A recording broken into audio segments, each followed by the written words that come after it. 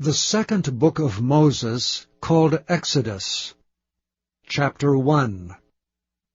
Now these are the names of the children of Israel which came into Egypt. Every man and his household came with Jacob: Reuben, Simeon, Levi and Judah, Issachar, Zebulun and Benjamin, Dan and Naphtali, Gad and Asher.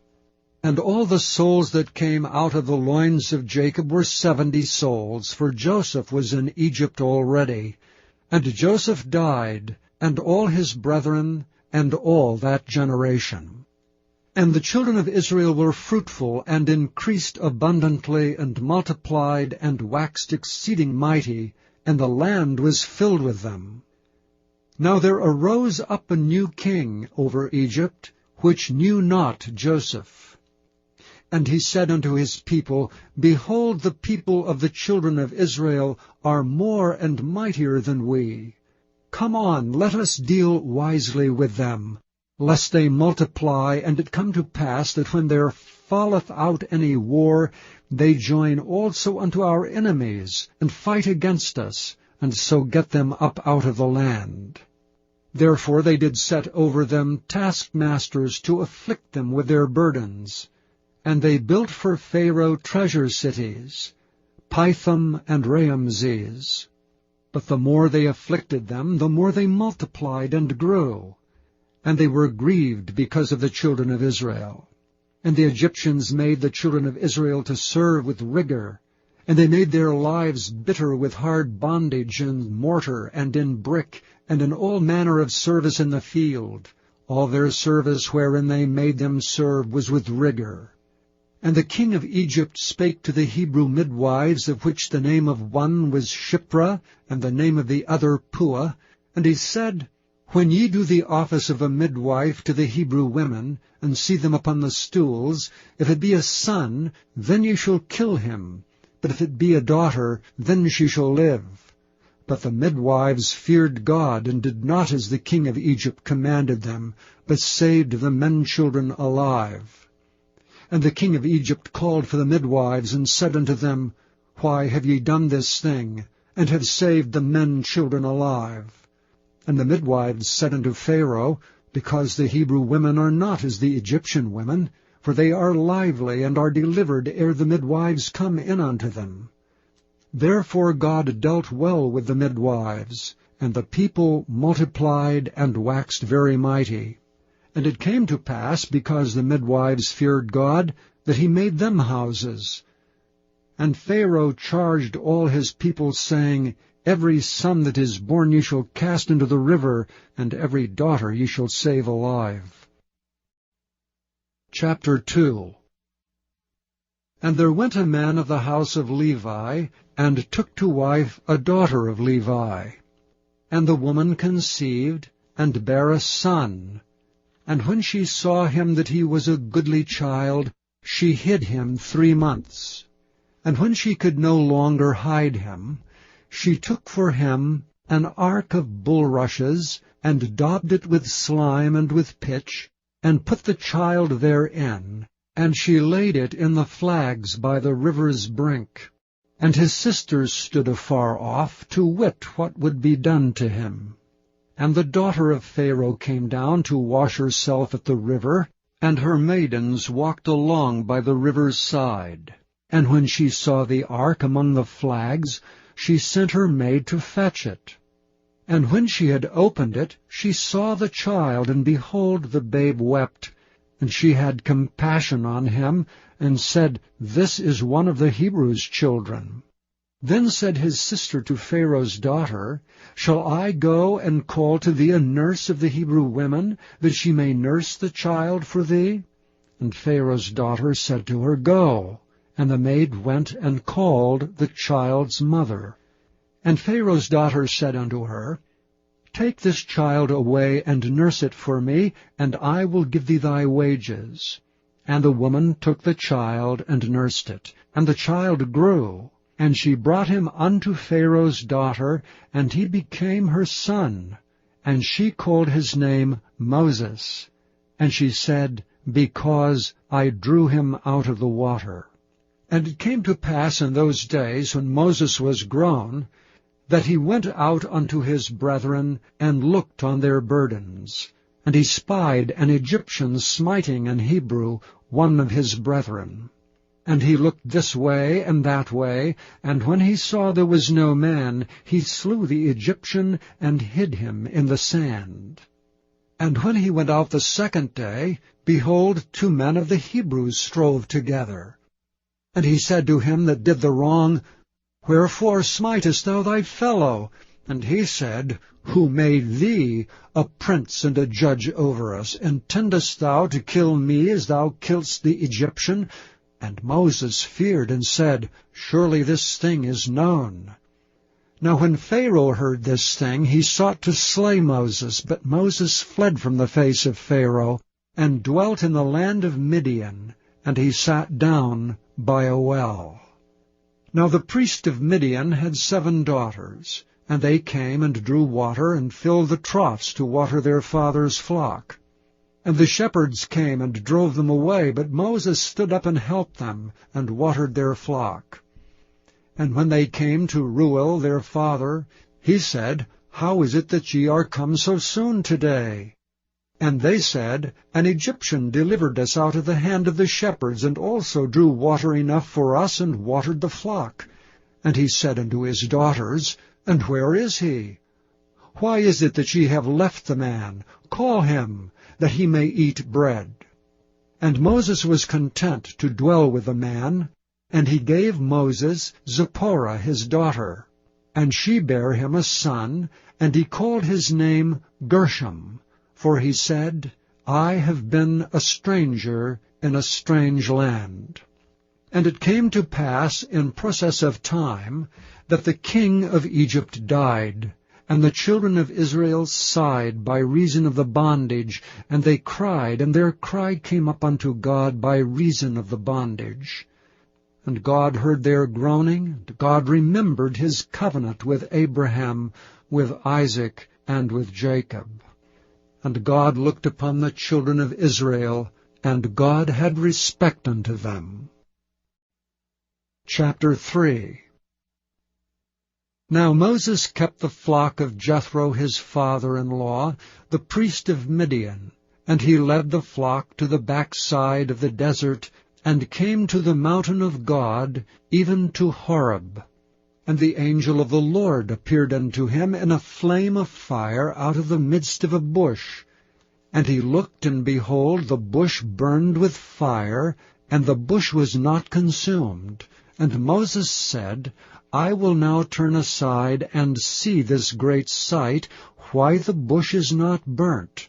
And when the Lord saw that he turned aside to see, God called unto him out of the midst of the bush, and said, Moses, Moses. And he said, Here am I. And he said, Draw not nigh hither, put off thy shoes from off thy feet, for the place whereon thou standest is holy ground. Moreover he said, I am the God of thy father, the God of Abraham, the God of Isaac, and the God of Jacob. And Moses hid his face, for he was afraid to look upon God. And the Lord said, I have surely seen the affliction of my people which are in Egypt, and have heard their cry by reason of their taskmasters, for I know their sorrows. And I am come down to deliver them out of the hand of the Egyptians, and to bring them up out of that land unto a good land and a large, unto a land flowing with milk and honey, unto the place of the Canaanites, and the Hittites, and the Amorites, and the Perizzites, and the Hivites, and the Jebusites. Now therefore, behold, the cry of the children of Israel is come unto me, and I have also seen the oppression wherewith the Egyptians oppress them. Come now therefore, and I will send thee unto Pharaoh, that thou mayest bring forth my people, the children of Israel, out of Egypt. And Moses said unto God, Who am I, that I should go unto Pharaoh, and that I should bring forth the children of Israel out of Egypt? And he said, Certainly I will be with thee, and this shall be a token unto thee, that I have sent thee. When thou hast brought forth the people out of Egypt, ye shall serve God upon this mountain. And Moses said unto God, Behold, when I come unto the children of Israel, and shall say unto them, The God of your fathers hath sent me unto you, and they shall say to me, What is his name? What shall I say unto them? And God said unto Moses, I am that I am. And he said, Thus shalt thou say unto the children of Israel, I am, hath sent me unto you. And God said moreover unto Moses, Thus shalt thou say unto the children of Israel, The Lord God of your fathers, the God of Abraham, the God of Isaac, and the God of Jacob hath sent me unto you. This is my name forever, and this is my memorial unto all generations. Go and gather the elders of Israel together, and say unto them, The Lord God of your fathers, the God of Abraham, of Isaac, and of Jacob, appeared unto me, saying, I have surely visited you, and seen that which is done to you in Egypt. And I have said, I will bring you up out of the affliction of Egypt, unto the land of the Canaanites, and the Hittites, and the Amorites, and the Perizzites, and the Hivites, and the Jebusites, unto a land flowing with milk and honey. And they shall hearken to thy voice. And thou shalt come, thou and the elders of Israel, unto the king of Egypt, and ye shall say unto him, The Lord God of the Hebrews hath met with us. And now let us go, we beseech thee, 3 days' journey into the wilderness, that we may sacrifice to the Lord our God. And I am sure that the king of Egypt will not let you go, no, not by a mighty hand. And I will stretch out my hand, and smite Egypt with all my wonders which I will do in the midst thereof, and after that he will let you go. And I will give this people favor in the sight of the Egyptians. And it shall come to pass that when ye go, ye shall not go empty, but every woman shall borrow of her neighbor, and of her that sojourneth in her house, jewels of silver, and jewels of gold, and raiment, and ye shall put them upon your sons, and upon your daughters, and ye shall spoil the Egyptians. Chapter 4. And Moses answered and said, But behold, they will not believe me, nor hearken unto my voice, for they will say, The Lord hath not appeared unto thee. And the Lord said unto him, What is that in thine hand? And he said, A rod. And he said, Cast it on the ground. And he cast it on the ground, and it became a serpent, and Moses fled from before it. And the Lord said unto Moses, Put forth thine hand, and take it by the tail. And he put forth his hand, and caught it, and it became a rod in his hand. That they may believe that the Lord God of their fathers, the God of Abraham, the God of Isaac, and the God of Jacob, hath appeared unto thee. And the Lord said furthermore unto him, Put now thine hand into thy bosom. And he put his hand into his bosom, and when he took it out, behold, his hand was leprous as snow. And he said, Put thine hand into thy bosom again. And he put his hand into his bosom again, and plucked it out of his bosom, and behold, it was turned again as his other flesh. And it shall come to pass, if they will not believe thee, neither hearken to the voice of the first sign, that they will believe the voice of the latter sign.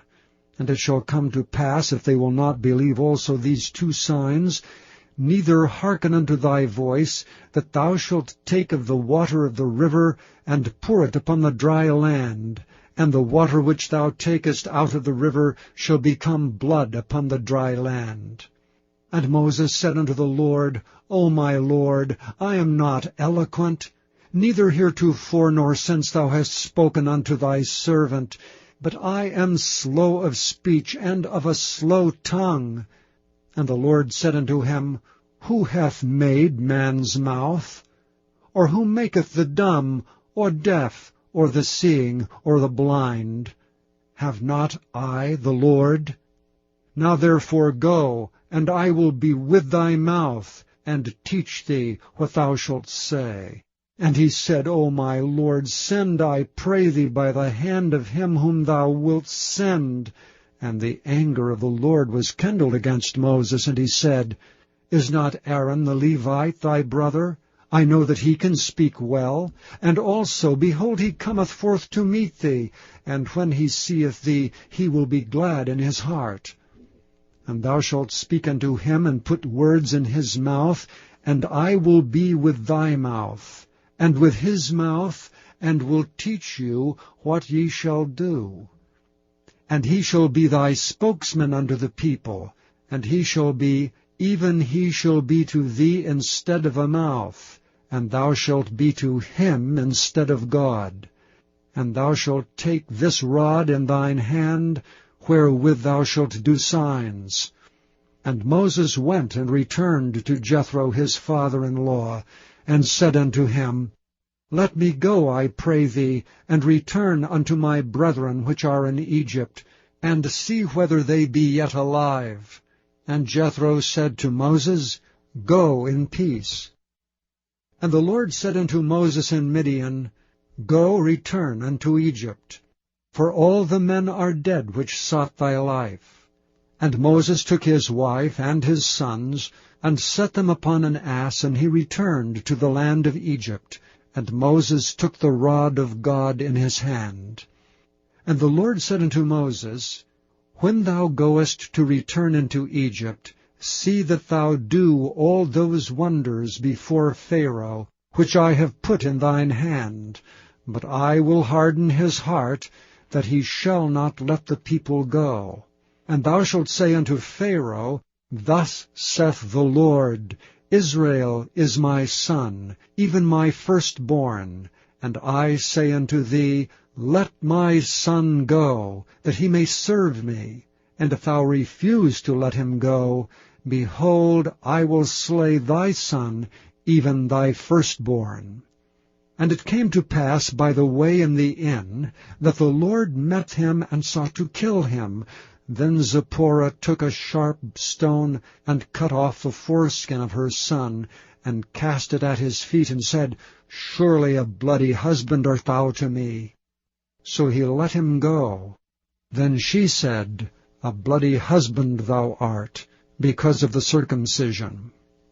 And the Lord said to Aaron, Go into the wilderness to meet Moses. And he went and met him in the mount of God, and kissed him.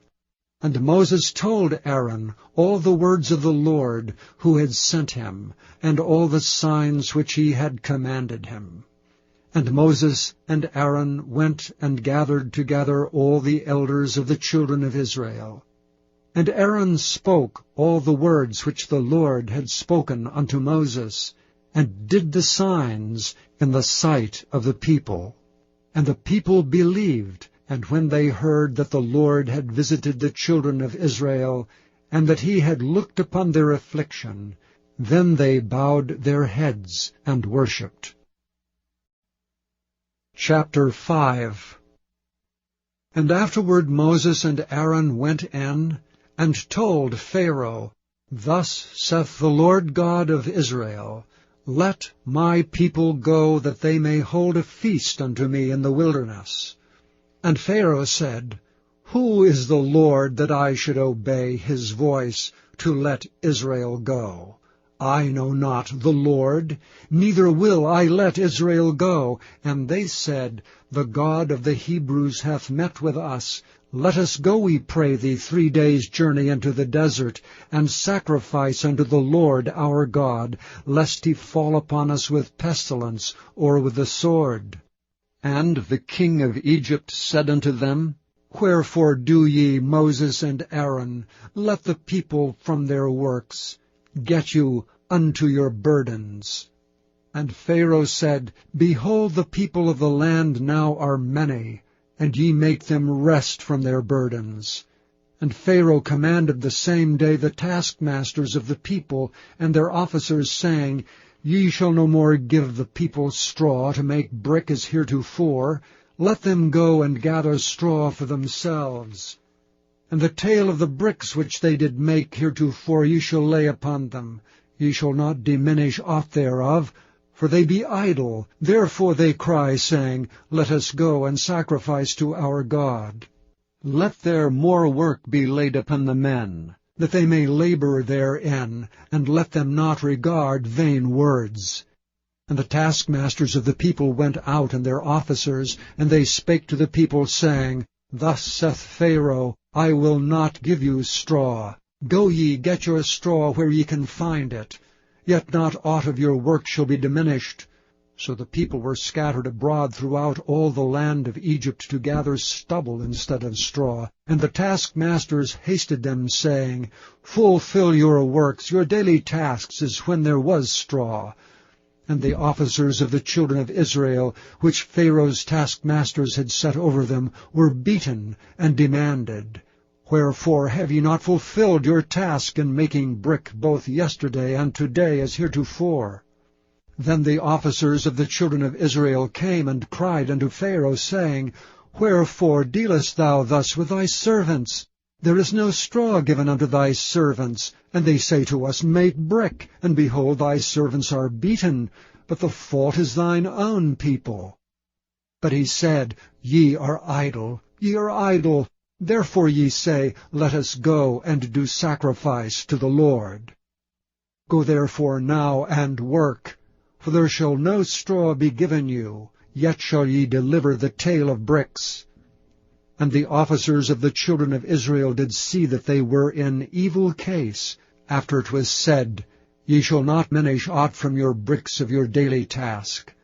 And they met Moses and Aaron, who stood in the way as they came forth from Pharaoh. And they said unto them, The Lord look upon you and judge, because ye have made our savour to be abhorred in the eyes of Pharaoh and in the eyes of his servants, to put a sword in their hand to slay us. And Moses returned unto the Lord and said, Lord, wherefore hast thou so evil entreated this people? Why is it that thou hast sent me? For since I came to Pharaoh to speak in thy name, he hath done evil to this people. Neither hast thou delivered thy people at all. Chapter 6. Then the Lord said unto Moses, Now shalt thou see what I will do to Pharaoh. For with a strong hand shall he let them go, and with a strong hand shall he drive them out of his land. And God spake unto Moses, and said unto him, I am the Lord. And I appeared unto Abraham, unto Isaac, and unto Jacob, by the name of God Almighty, but by my name Jehovah was I not known to them. And I have also established my covenant with them, to give them the land of Canaan, the land of their pilgrimage wherein they were strangers. And I have also heard the groaning of the children of Israel, whom the Egyptians keep in bondage, and I have remembered my covenant. Wherefore say unto the children of Israel, I am the Lord, and I will bring you out from under the burdens of the Egyptians, and I will rid you out of their bondage, and I will redeem you with a stretched out arm, and with great judgments. And I will take you to me for a people, and I will be to you a God. And ye shall know that I am the Lord your God, which bringeth you out from under the burdens of the Egyptians. And I will bring you in unto the land concerning the which I did swear to give it to Abraham, to Isaac, and to Jacob, and I will give it you for an heritage. I am the Lord. And Moses spake so unto the children of Israel, but they hearkened not unto Moses for anguish of spirit and for cruel bondage. And the Lord spake unto Moses, saying, Go in, speak unto Pharaoh king of Egypt, that he let the children of Israel go out of his land. And Moses spake before the Lord, saying, Behold, the children of Israel have not hearkened unto me. How then shall Pharaoh hear me, who am of uncircumcised lips? And the Lord spake unto Moses and unto Aaron, and gave them a charge unto the children of Israel, and unto Pharaoh king of Egypt, to bring the children of Israel out of the land of Egypt. These be the heads of their fathers' houses, the sons of Reuben, the firstborn of Israel, Hanok and Palu, Hezron and Carmi. These be the families of Reuben. And the sons of Simeon, Jemuel, and Jamin, and Ohad, and Jachin, and Zohar, and Shaul, the son of a Canaanitish woman. These are the families of Simeon. And these are the names of the sons of Levi according to their generations, Gershon, and Kohath, and Merari. And the years of the life of Levi were 137 years. The sons of Gershon, Libni and Shimei, according to their families. And the sons of Kohath, Amram, and Izhar, and Hebron, and Uziel. And the years of the life of Kohath were 133 years. And the sons of Merari, Mahali and Mushai. These are the families of Levi according to their generations. And Amram took him Jochebed, his father's sister, to wife, and she bare him Aaron and Moses. And the years of the life of Amram were 137 years. And the sons of Izhar, Korah, and Nepheg, and Zichri, and the sons of Uziel, Mishael, and Elzaphan, and Zithri. And Aaron took him Elisheba, daughter of Amminadab, sister of Naashon, to wife. And she bare him Nadab, and Abihu, Eleazar, and Ithamar. And the sons of Korah, Asir, and Elkanah, and Abiasaph. These are the families of the Korhites. And Eleazar, Aaron's son, took him one of the daughters of Putiel to wife, and she bare him Phinehas. These are the heads of the fathers of the Levites according to their families. These are that Aaron and Moses to whom the Lord said, Bring out the children of Israel from the land of Egypt according to their armies. These are they which spake to Pharaoh king of Egypt to bring out the children of Israel from Egypt. These are that Moses and Aaron. And it came to pass on the day when the Lord spake unto Moses in the land of Egypt, that the Lord spake unto Moses, saying, I am the Lord. Speak thou unto Pharaoh king of Egypt all that I say unto thee. And Moses said before the Lord, Behold, I am of uncircumcised lips, and how shall Pharaoh hearken unto me? Chapter 7. And the Lord said unto Moses, See, I have made thee a god to Pharaoh, and Aaron thy brother shall be thy prophet. Thou shalt speak all that I command thee, and Aaron thy brother shall speak unto Pharaoh, that he send the children of Israel out of his land. And I will harden Pharaoh's heart, and multiply my signs and my wonders in the land of Egypt.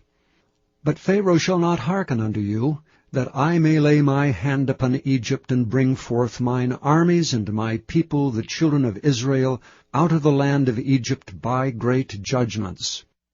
And the Egyptians shall know that I am the Lord, when I stretch forth mine hand upon Egypt, and bring out the children of Israel from among them.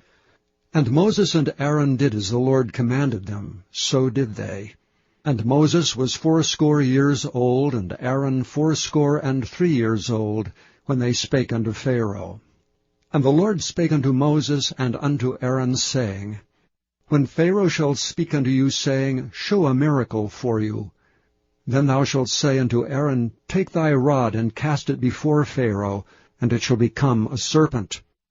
And Moses and Aaron went in unto Pharaoh, and they did so as the Lord had commanded. And Aaron cast down his rod before Pharaoh, and before his servants, and it became a serpent. Then Pharaoh also called the wise men and the sorcerers.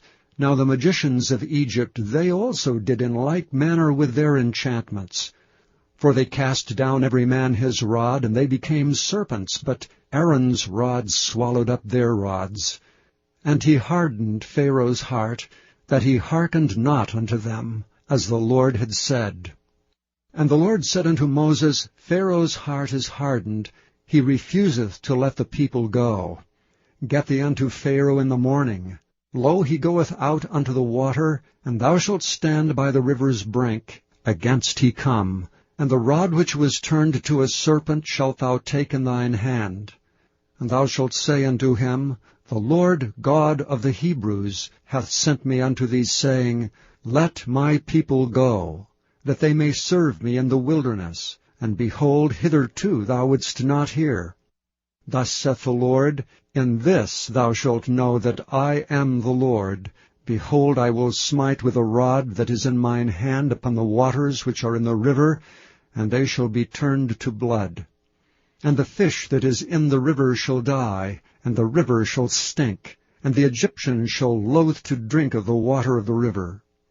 And the Lord spake unto Moses, Say unto Aaron, Take thy rod, and stretch out thine hand upon the waters of Egypt, upon their streams, upon their rivers, and upon their ponds, and upon all their pools of water, that they may become blood, and that there may be blood throughout all the land of Egypt, both in vessels of wood and in vessels of stone. And Moses and Aaron did so, as the Lord commanded. And he lifted up the rod, and smote the waters that were in the river, in the sight of Pharaoh, and in the sight of his servants, and all the waters that were in the river were turned to blood. And the fish that was in the river died, and the river stank, and the Egyptians could not drink of the water of the river, and there was blood throughout all the land of Egypt. And the magicians of Egypt did so with their enchantments, and Pharaoh's heart was hardened, neither did he hearken unto them, as the Lord had said. And Pharaoh turned and went into his house, neither did he set his heart to this also. And all the Egyptians digged round about the river for water to drink, for they could not drink of the water of the river. And 7 days were fulfilled after that the Lord had smitten the river. Chapter 8. And the Lord spake unto Moses, Go unto Pharaoh, and say unto him, Thus saith the Lord, Let my people go, that they may serve me. And if thou refuse to let them go, behold, I will smite all thy borders with frogs. And the river shall bring forth frogs abundantly, which shall go up and come into thine house, and into thy bedchamber, and upon thy bed, and into the house of thy servants, and upon thy people, and into thine ovens, and into thy kneading troughs. And the frogs shall come up both on thee, and upon thy people, and upon all thy servants. And the Lord spake unto Moses, Say unto Aaron, Stretch forth thine hand with thy rod over the streams, over the rivers, and over the ponds, and cause frogs to come up upon the land of Egypt. And Aaron stretched out his hand over the waters of Egypt, and the frogs came up and covered the land of Egypt.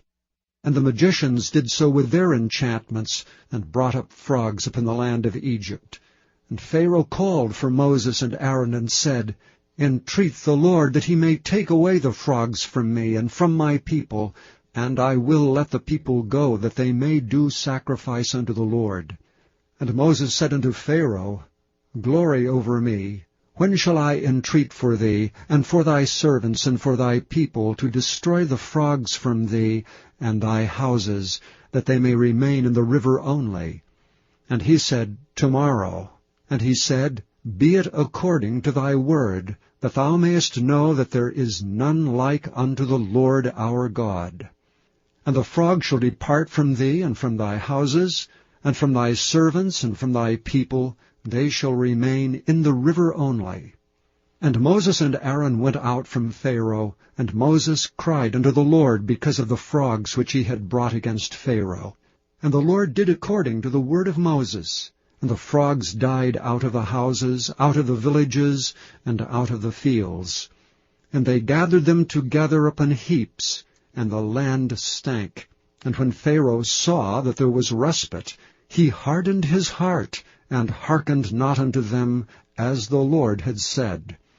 And the Lord said unto Moses, Say unto Aaron, Stretch out thy rod, and smite the dust of the land, that it may become lice throughout all the land of Egypt. And they did so. For Aaron stretched out his hand with his rod, and smote the dust of the earth, and it became lice in man and in beast. All the dust of the land became lice throughout all the land of Egypt. And the magicians did so with their enchantments to bring forth lice, but they could not. So there were lice upon man and upon beast. Then the magicians said unto Pharaoh, This is the finger of God. And Pharaoh's heart was hardened, and he hearkened not unto them, as the Lord had said. And the Lord said unto Moses, Rise up early in the morning, and stand before Pharaoh. Lo, he cometh forth to the water. And say unto him, Thus saith the Lord, Let my people go, that they may serve me. Else if thou wilt not let my people go, behold, I will send swarms of flies upon thee, and upon thy servants, and upon thy people, and into thy houses, and the houses of the Egyptians shall be full of swarms of flies, and also the ground whereon they are. And I will sever in that day the land of Goshen, in which my people dwell, that no swarms of flies shall be there, to the end thou mayest know that I am the Lord in the midst of the earth. And I will put a division between my people and thy people. Tomorrow shall this sign be. And the Lord did so. And there came a grievous swarm of flies into the house of Pharaoh, and into his servants' houses, and into all the land of Egypt. The land was corrupted by reason of the swarms of flies. And Pharaoh called for Moses and for Aaron, and said, Go ye, sacrifice to your God in the land. And Moses said, It is not meet so to do, for we shall sacrifice the abomination of the Egyptians to the Lord our God. Lo, shall we sacrifice the abomination of the Egyptians before their eyes, and will they not stone us? We will go 3 days' journey into the wilderness, and sacrifice to the Lord our God, as he shall command us. And Pharaoh said, I will let you go, that ye may sacrifice to the Lord your God in the wilderness. Only ye shall not go very far away. Entreat for me. And Moses said, Behold, I go out from thee, and I will entreat the Lord, that the swarms of flies may depart from Pharaoh, from his servants and from his people, tomorrow. But let not Pharaoh deal deceitfully any more, in not letting the people go to sacrifice to the Lord. And Moses went out from Pharaoh, and entreated the Lord. And the Lord did according to the word of Moses. And he removed the swarms of flies from Pharaoh, from his servants, and from his people. There remained not one. And Pharaoh hardened his heart at this time also, neither would he let the people go. Chapter 9. Then the Lord said unto Moses, Go in unto Pharaoh, and tell him, Thus saith the Lord, God of the Hebrews, Let my people go, that they may serve me. For if thou refuse to let them go, and wilt hold them still, behold, the hand of the Lord is upon thy cattle which is in the field, upon the horses, upon the asses, upon the camels, upon the oxen, and upon the sheep. There shall be a very grievous murrain. And the Lord shall sever between the cattle of Israel and the cattle of Egypt, and there shall nothing die of all that is the children's of Israel. And the Lord appointed a set time, saying, Tomorrow the Lord shall do this thing in the land. And the Lord did that thing on the morrow.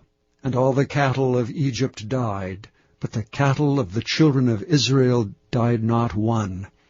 And Pharaoh sent, and behold, there was not one of the cattle of the Israelites dead. And the heart of Pharaoh was hardened, and he did not let the people go. And the Lord said unto Moses and unto Aaron, Take to you handfuls of ashes of the furnace, and let Moses sprinkle it toward the heaven in the sight of Pharaoh.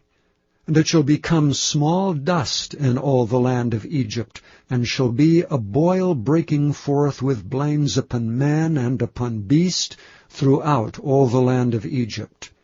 And they took ashes of the furnace, and stood before Pharaoh, and Moses sprinkled it up toward heaven, and it became a boil breaking forth with blains upon man and upon beast. And the magicians could not stand before Moses because of the boils, for the boil was upon the magicians and upon all the Egyptians. And the Lord hardened the heart of Pharaoh, and he hearkened not unto them, as the Lord had spoken unto Moses. And the Lord said unto Moses, Rise up early in the morning, and stand before Pharaoh, and say unto him, Thus saith the Lord God of the Hebrews, Let my people go, that they may serve me. For I will at this time send all my plagues upon thine heart, and upon thy servants, and upon thy people, that thou mayest know that there is none like me in all the earth. For now I will stretch out my hand, that I may smite thee and thy people with pestilence, and thou shalt be cut off from the earth. And in very deed for this cause have I raised thee up, for to show in thee my power, and that my name may be declared throughout all the earth. As yet exaltest thou thyself against my people, that thou wilt not let them go. Behold, tomorrow about this time I will cause it to rain a very grievous hail, such as hath not been in Egypt since the foundation thereof even until now. Send therefore now, and gather thy cattle, and all that thou hast in the field, for upon every man and beast which shall be found in the field, and shall not be brought home, the hail shall come down upon them, and they shall die.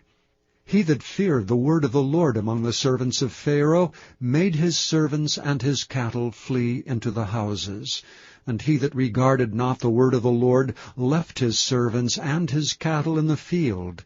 And the Lord said unto Moses, Stretch forth thine hand toward heaven, that there may be hail in all the land of Egypt, upon man and upon beast, and upon every herb of the field throughout the land of Egypt.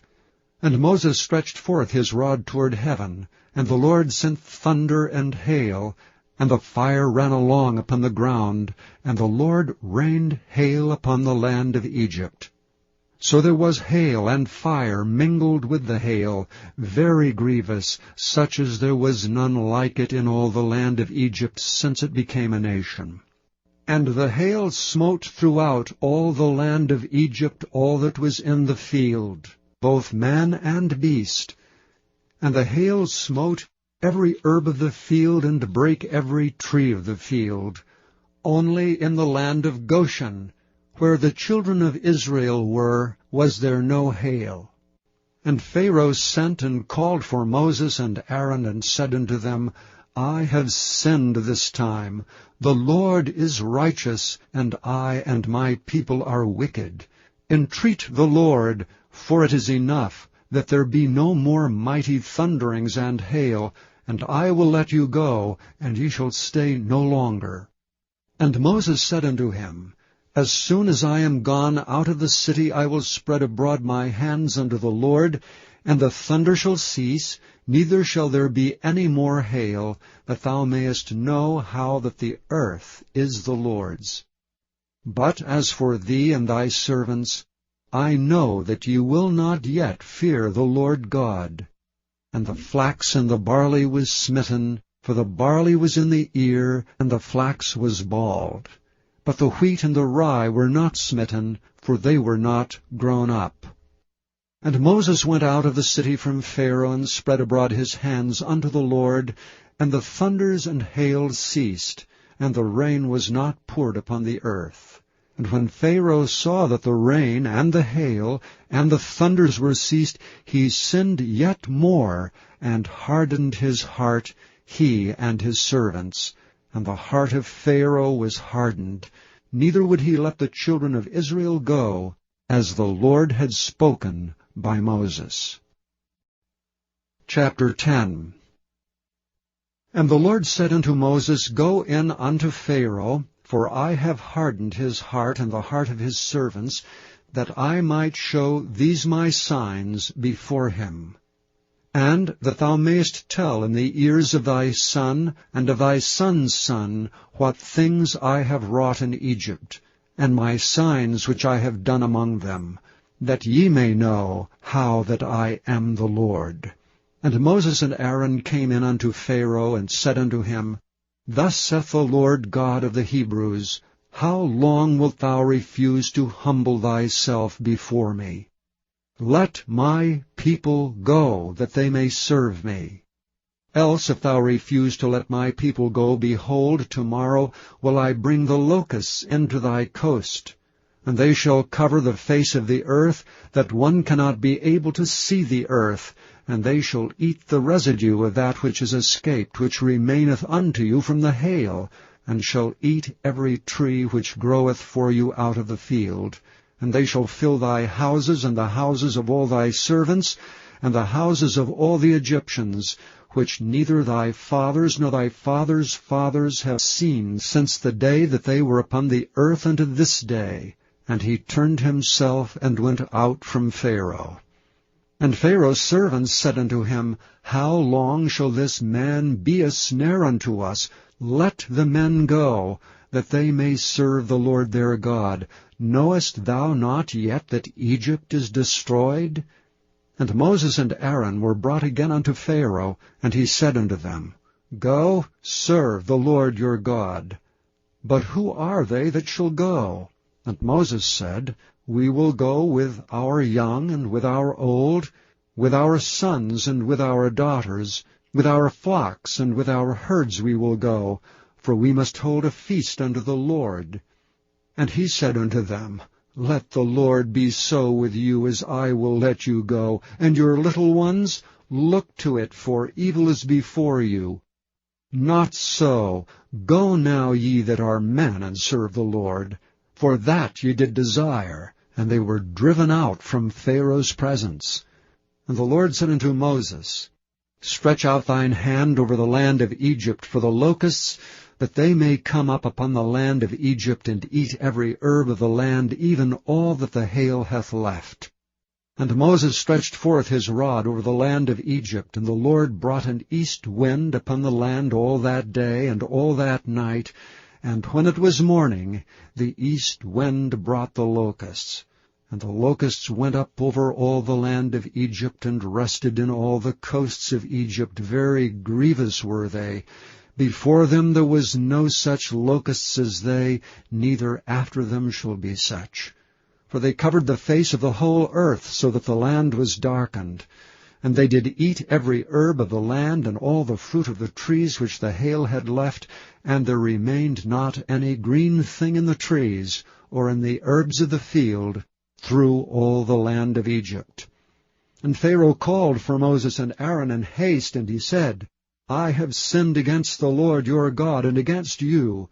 Now therefore forgive, I pray thee, my sin only this once, and entreat the Lord your God, that he may take away from me this death only. And he went out from Pharaoh, and entreated the Lord. And the Lord turned a mighty strong west wind, which took away the locusts, and cast them into the Red Sea. There remained not one locust in all the coasts of Egypt. But the Lord hardened Pharaoh's heart, so that he would not let the children of Israel go. And the Lord said unto Moses, Stretch out thine hand toward heaven, that there may be darkness over the land of Egypt, even darkness which may be felt. And Moses stretched forth his hand toward heaven, and there was a thick darkness in all the land of Egypt 3 days. They saw not one another, neither rose any from his place for 3 days. But all the children of Israel had light in their dwellings. And Pharaoh called unto Moses and said, Go ye, serve the Lord, only let your flocks and your herds be stayed, let your little ones also go with you. And Moses said, Thou must give us also sacrifices and burnt offerings, that we may sacrifice unto the Lord our God. Our cattle also shall go with us, There shall not an hoof be left behind, for therefore must we take to serve the Lord our God, and we know not with what we must serve the Lord until we come thither. But the Lord hardened Pharaoh's heart, and he would not let them go. And Pharaoh said unto him, Get thee from me, take heed to thyself, see my face no more. For in that day thou seest my face, thou shalt die. And Moses said, Thou hast spoken well. I will see thy face again no more. Chapter 11. And the Lord said unto Moses, Yet will I bring one plague more upon Pharaoh and upon Egypt. Afterwards he will let you go hence. When he shall let you go, he shall surely thrust you out hence altogether. Speak now in the ears of the people, and let every man borrow of his neighbor and every woman of her neighbor jewels of silver and jewels of gold. And the Lord gave the people favor in the sight of the Egyptians. Moreover, the man Moses was very great in the land of Egypt, in the sight of Pharaoh's servants and in the sight of the people. And Moses said, Thus saith the Lord, About midnight will I go out into the midst of Egypt, and all the firstborn in the land of Egypt shall die, from the firstborn of Pharaoh that sitteth upon his throne, even unto the firstborn of the maidservant that is behind the mill, and all the firstborn of beasts. And there shall be a great cry throughout all the land of Egypt, such as there was none like it, nor shall be like it any more. But against any of the children of Israel shall not a dog move his tongue against man or beast, that ye may know how that the Lord doth put a difference between the Egyptians and Israel. And all these thy servants shall come down unto me, and bow down themselves unto me, saying, Get thee out, and all the people that follow thee, and after that I will go out. And he went out from Pharaoh in a great anger. And the Lord said unto Moses, Pharaoh shall not hearken unto you, that my wonders may be multiplied in the land of Egypt. And Moses and Aaron did all these wonders before Pharaoh, and the Lord hardened Pharaoh's heart, so that he would not let the children of Israel go out of his land. Chapter 12. And the Lord spake unto Moses and Aaron in the land of Egypt, saying, This month shall be unto you the beginning of months. It shall be the first month of the year to you.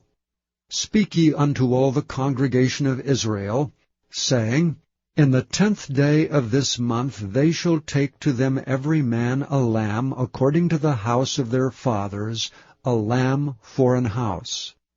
And if the household be too little for the lamb, let him and his neighbor next unto his house take it according to the number of the souls. Every man according to his eating shall make your count for the lamb. Your lamb shall be without blemish, a male of the first year. Ye shall take it out from the sheep and from the goats, and ye shall keep it up until the 14th day of the same month. And the whole assembly of the congregation of Israel shall kill it in the evening. And they shall take of the blood, and strike it on the 2 side posts, and on the upper door post of the houses wherein they shall eat it. And they shall eat the flesh in that night, roasted with fire, and unleavened bread, and with bitter herbs they shall eat it. Eat not of it raw, nor sodden at all with water, but roast with fire, his head with his legs, and with the purtenance thereof.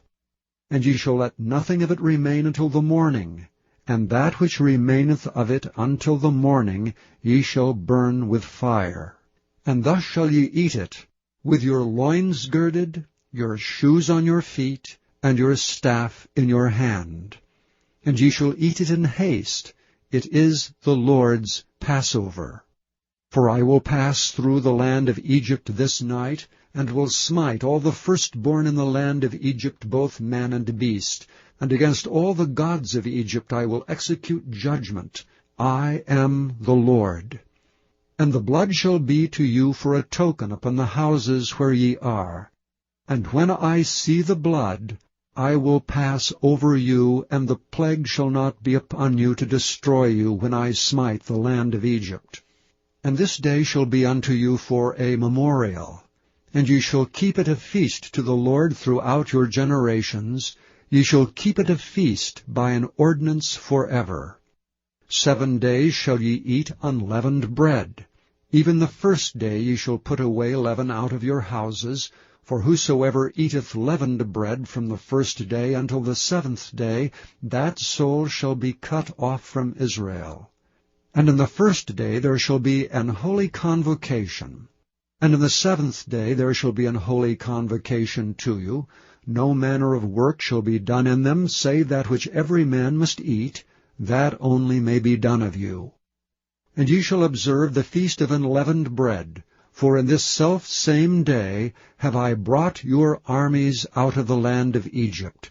Therefore shall ye observe this day in your generations by an ordinance forever. In the 1st month on the 14th day of the month at even ye shall eat unleavened bread until the 21st day of the month at even. 7 days shall there be no leaven found in your houses. For whosoever eateth that which is leavened, even that soul shall be cut off from the congregation of Israel, whether he be a stranger or born in the land. Ye shall eat nothing leavened. In all your habitations shall ye eat unleavened bread. Then Moses called for all the elders of Israel, and said unto them, Draw out and take you a lamb according to your families, and kill the Passover. And ye shall take a bunch of hyssop, and dip it in the blood that is in the basin, and strike the lintel and the 2 side posts with the blood that is in the basin, and none of you shall go out at the door of his house until the morning. For the Lord will pass through to smite the Egyptians, and when he seeth the blood upon the lintel and on the 2 side posts, the Lord will pass over the door, and will not suffer the destroyer to come in unto your houses to smite you. And ye shall observe this thing for an ordinance to thee and to thy sons forever. And it shall come to pass, when ye be come to the land which the Lord will give you, according as he hath promised, that ye shall keep this service. And it shall come to pass, when your children shall say unto you, What mean ye by this service? That ye shall say, It is the sacrifice of the Lord's Passover, who passed over the houses of the children of Israel and Egypt, when he smote the Egyptians, and delivered our houses. And the people bowed the head and worshipped. And the children of Israel went away, and did as the Lord had commanded Moses and Aaron, so did they. And it came to pass that at midnight the Lord smote all the firstborn of the land of Egypt, from the firstborn of Pharaoh that sat on his throne, unto the firstborn of the captive that was in the dungeon, and all the firstborn of cattle. And Pharaoh rose up in the night, he and all his servants and all the Egyptians, and there was a great cry in Egypt, for there was not a house where there was not one dead. And he called for Moses and Aaron by night, and said, Rise up and get you forth from among my people, both ye and the children of Israel, and go, serve the Lord as ye have said. Also take your flocks and your herds as ye have said, and be gone, and bless me also. And the Egyptians were urgent upon the people, that they might send them out of the land in haste, for they said, We be all dead men. And the people took their dough before it was leavened, their kneading troughs being bound up in their clothes upon their shoulders. And the children of Israel did according to the word of Moses, and they borrowed of the Egyptians jewels of silver and jewels of gold and raiment. And the Lord gave the people favor in the sight of the Egyptians, so that they lent unto them such things as they required, and they spoiled the Egyptians. And the children of Israel journeyed from Ramesses to Succoth about 600,000 on foot, that were men beside children. And a mixed multitude went up also with them, and flocks and herds, even very much cattle. And they baked unleavened cakes of the dough which they brought forth out of Egypt, for it was not leavened, because they were thrust out of Egypt and could not tarry, neither had they prepared for themselves any victual. Now the sojourning of the children of Israel who dwelt in Egypt was 430 years. And it came to pass at the end of the 430 years, even the selfsame day it came to pass, that all the hosts of the Lord went out from the land of Egypt. It is a night to be much observed unto the Lord for bringing them out from the land of Egypt. This is that night of the Lord to be observed of all the children of Israel in their generations.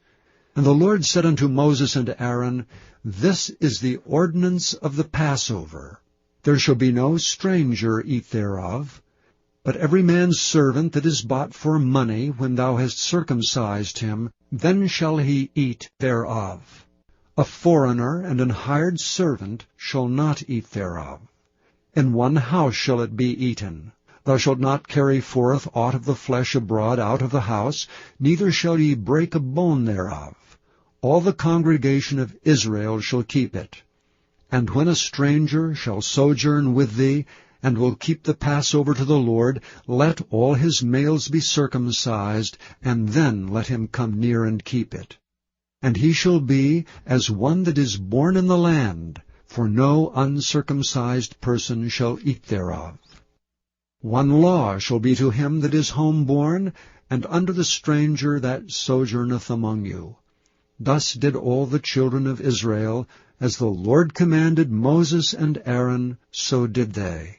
And it came to pass the selfsame day that the Lord did bring the children of Israel out of the land of Egypt by their armies.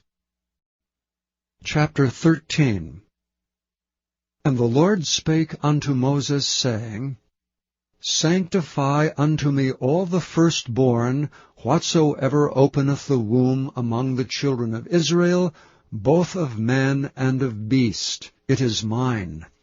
And Moses said unto the people, Remember this day in which ye came out from Egypt, out of the house of bondage. For by strength of hand the Lord brought you out from this place. There shall no leavened bread be eaten. This day came ye out in the month Abib. And it shall be, when the Lord shall bring thee into the land of the Canaanites, and the Hittites, and the Amorites, and the Hivites and the Jebusites, which he sware unto thy fathers to give thee, a land flowing with milk and honey, that thou shalt keep this service in this month. 7 days thou shalt eat unleavened bread, and in the 7th day shall be a feast to the Lord. Unleavened bread shall be eaten 7 days, and there shall no leavened bread be seen with thee, neither shall there be leaven seen with thee in all thy quarters. And thou shalt show thy son in that day, saying, This is done because of that which the Lord did unto me when I came forth out of Egypt. And it shall be for a sign unto thee upon thine hand, and for a memorial between thine eyes, that the Lord's law may be in thy mouth. For with a strong hand hath the Lord brought thee out of Egypt. Thou shalt therefore keep this ordinance in his season from year to year. And it shall be, when the Lord shall bring thee into the land of the Canaanites, as he sware unto thee and to thy fathers, and shall give it thee, that thou shalt set apart unto the Lord all that openeth the matrix, and every firstling that cometh of a beast which thou hast. The males shall be the Lord's. And every firstling of an ass thou shalt redeem with a lamb. And if thou wilt not redeem it, then thou shalt break his neck, and all the firstborn of man among thy children shalt thou redeem. And it shall be, when thy son asketh thee in time to come, saying, What is this? That thou shalt say unto him, By strength of hand the Lord brought us out from Egypt, from the house of bondage. And it came to pass, when Pharaoh would hardly let us go, that the Lord slew all the firstborn in the land of Egypt, both the firstborn of man and the firstborn of beast.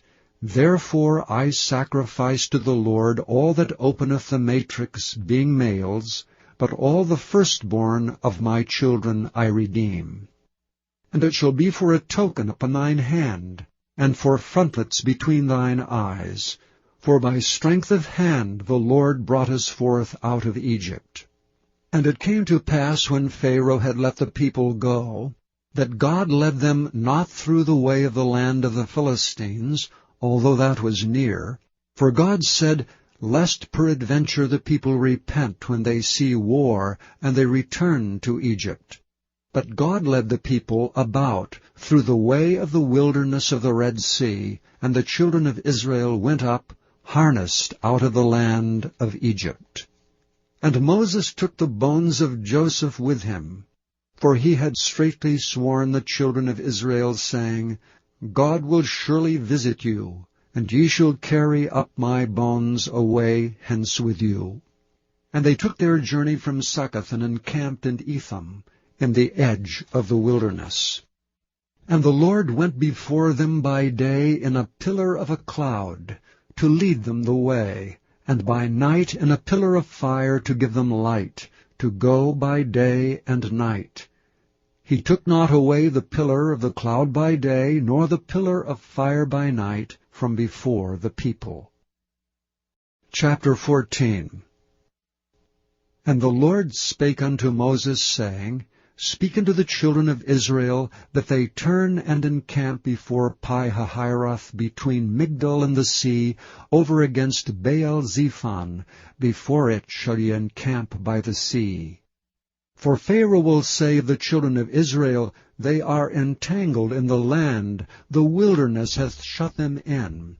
And I will harden Pharaoh's heart, that he shall follow after them.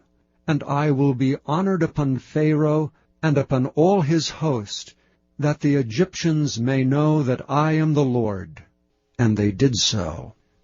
And it was told the king of Egypt that the people fled, and the heart of Pharaoh and of his servants was turned against the people, and they said, Why have we done this, that we have let Israel go from serving us?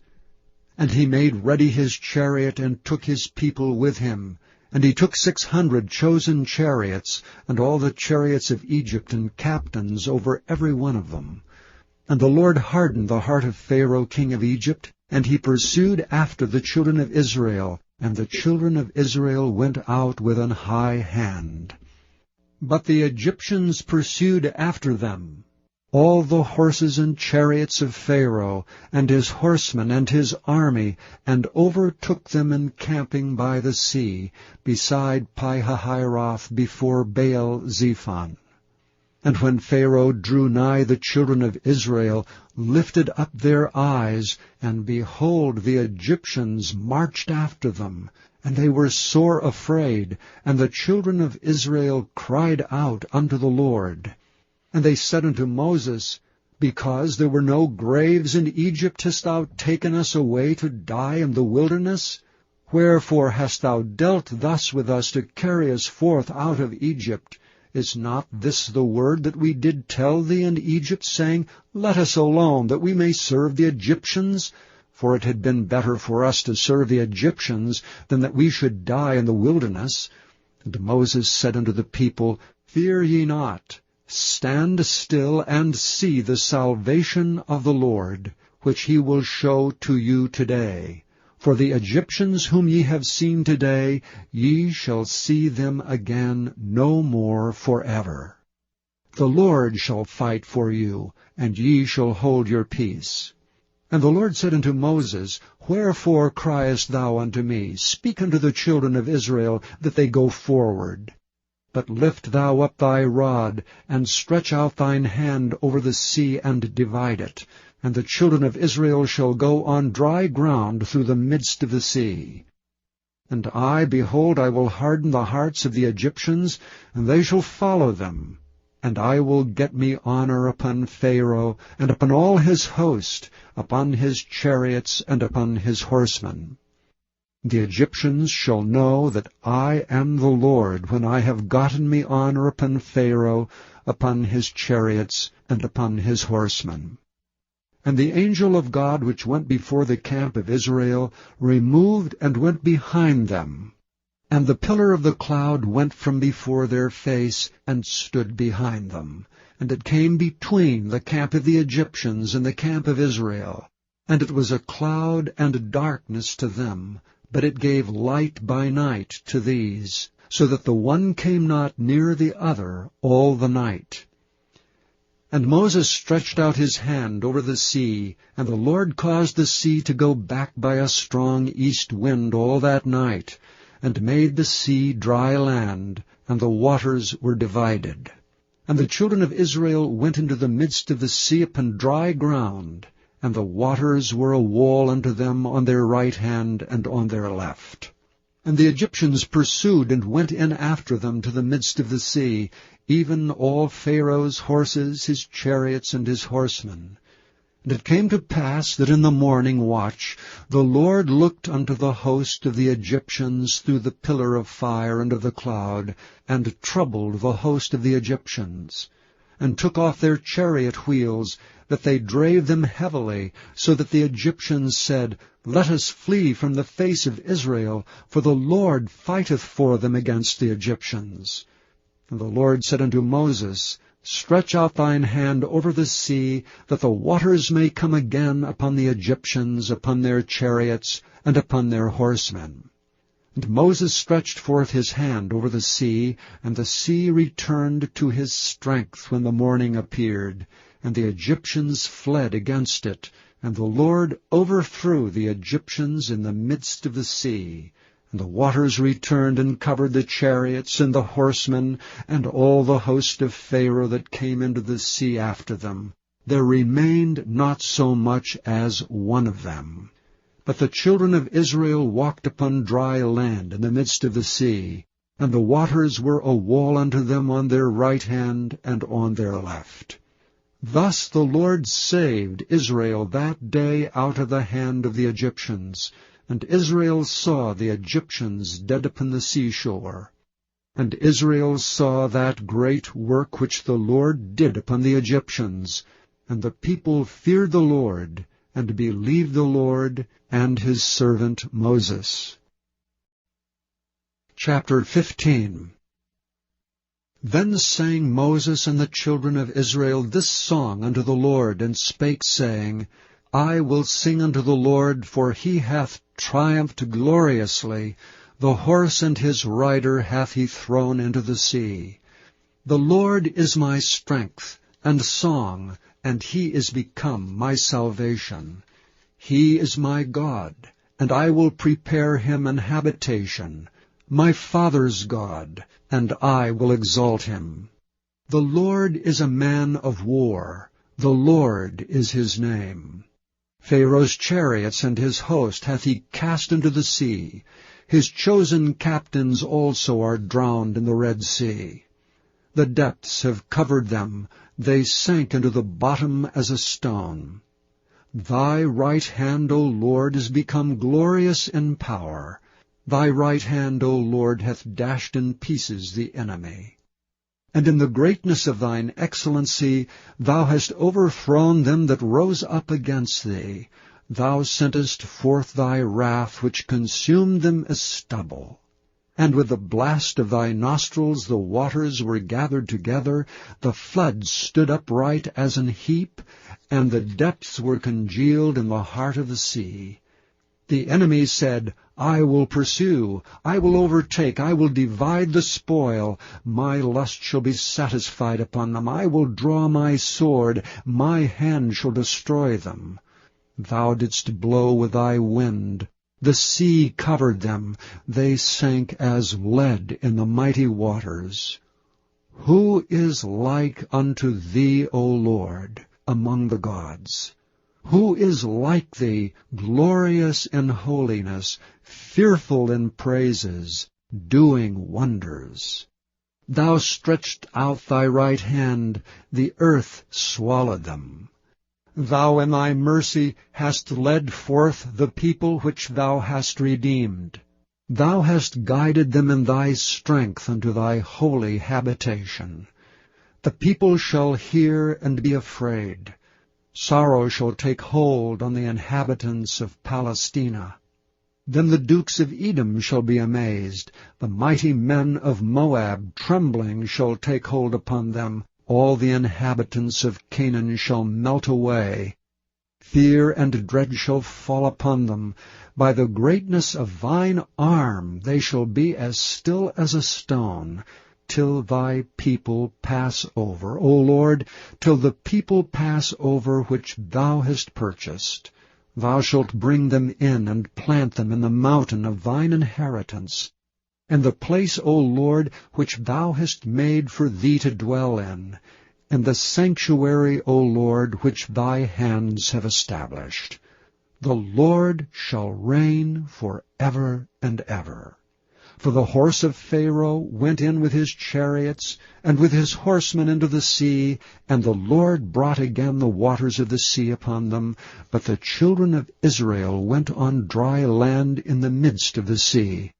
And Miriam the prophetess and sister of Aaron took a timbrel in her hand, and all the women went out after her with timbrels and with dances. And Miriam answered them, Sing ye to the Lord, for he hath triumphed gloriously.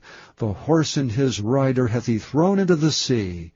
So Moses brought Israel from the Red Sea, and they went out into the wilderness of Shur.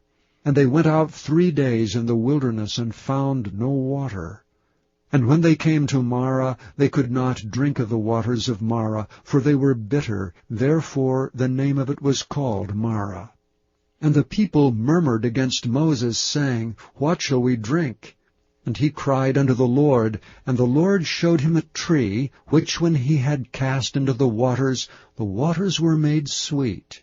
There he made for them a statute and an ordinance, and there he proved them, and said, If thou wilt diligently hearken to the voice of the Lord thy God, and wilt do that which is right in his sight, and wilt give ear to his commandments, and keep all his statutes, I will put none of these diseases upon thee, which I have brought upon the Egyptians. For I am the Lord that healeth thee. And they came to Elam, where were 12 wells of water, and 70 palm trees, and they encamped there by the waters. Chapter 16. And they took their journey from Elam, and all the congregation of the children of Israel came unto the wilderness of Sin, which is between Elam and Sinai, on the 15th day of the 2nd month after their departing out of the land of Egypt. And the whole congregation of the children of Israel murmured against Moses and Aaron in the wilderness. And the children of Israel said unto them, Would to God we had died by the hand of the Lord in the land of Egypt, when we sat by the flesh pots, and when we did eat bread to the full, for ye have brought us forth into this wilderness to kill this whole assembly with hunger. Then said the Lord unto Moses, Behold, I will rain bread from heaven for you, and the people shall go out and gather a certain rate every day, that I may prove them whether they will walk in my law or no. And it shall come to pass that on the 6th day they shall prepare that which they bring in, and it shall be twice as much as they gather daily. And Moses and Aaron said unto all the children of Israel, At even, then ye shall know that the Lord hath brought you out from the land of Egypt. And in the morning, then ye shall see the glory of the Lord, for that he heareth your murmurings against the Lord. And what are we that ye murmur against us? And Moses said, This shall be, when the Lord shall give you in the evening flesh to eat, and in the morning bread to the full, for that the Lord heareth your murmurings which ye murmur against him. And what are we? Your murmurings are not against us, but against the Lord. And Moses spake unto Aaron, Say unto all the congregation of the children of Israel, Come near before the Lord, for he hath heard your murmurings. And it came to pass, as Aaron spake unto the whole congregation of the children of Israel, that they looked toward the wilderness, and behold, the glory of the Lord appeared in the cloud. The Lord spake unto Moses, saying, I have heard the murmurings of the children of Israel. Speak unto them, saying, At even ye shall eat flesh, and in the morning ye shall be filled with bread, and ye shall know that I am the Lord your God. And it came to pass that at even the quails came up, and covered the camp, and in the morning the dew lay round about the host. And when the dew that lay was gone up, behold, upon the face of the wilderness there lay a small round thing, as small as the hoarfrost on the ground. And when the children of Israel saw it, they said one to another, It is manna. For they wist not what it was. And Moses said unto them, This is the bread which the Lord hath given you to eat. This is the thing which the Lord hath commanded. Gather of it every man according to his eating, and omer for every man according to the number of your persons. Take ye every man for them which are in his tents. And the children of Israel did so, and gathered, some more, some less.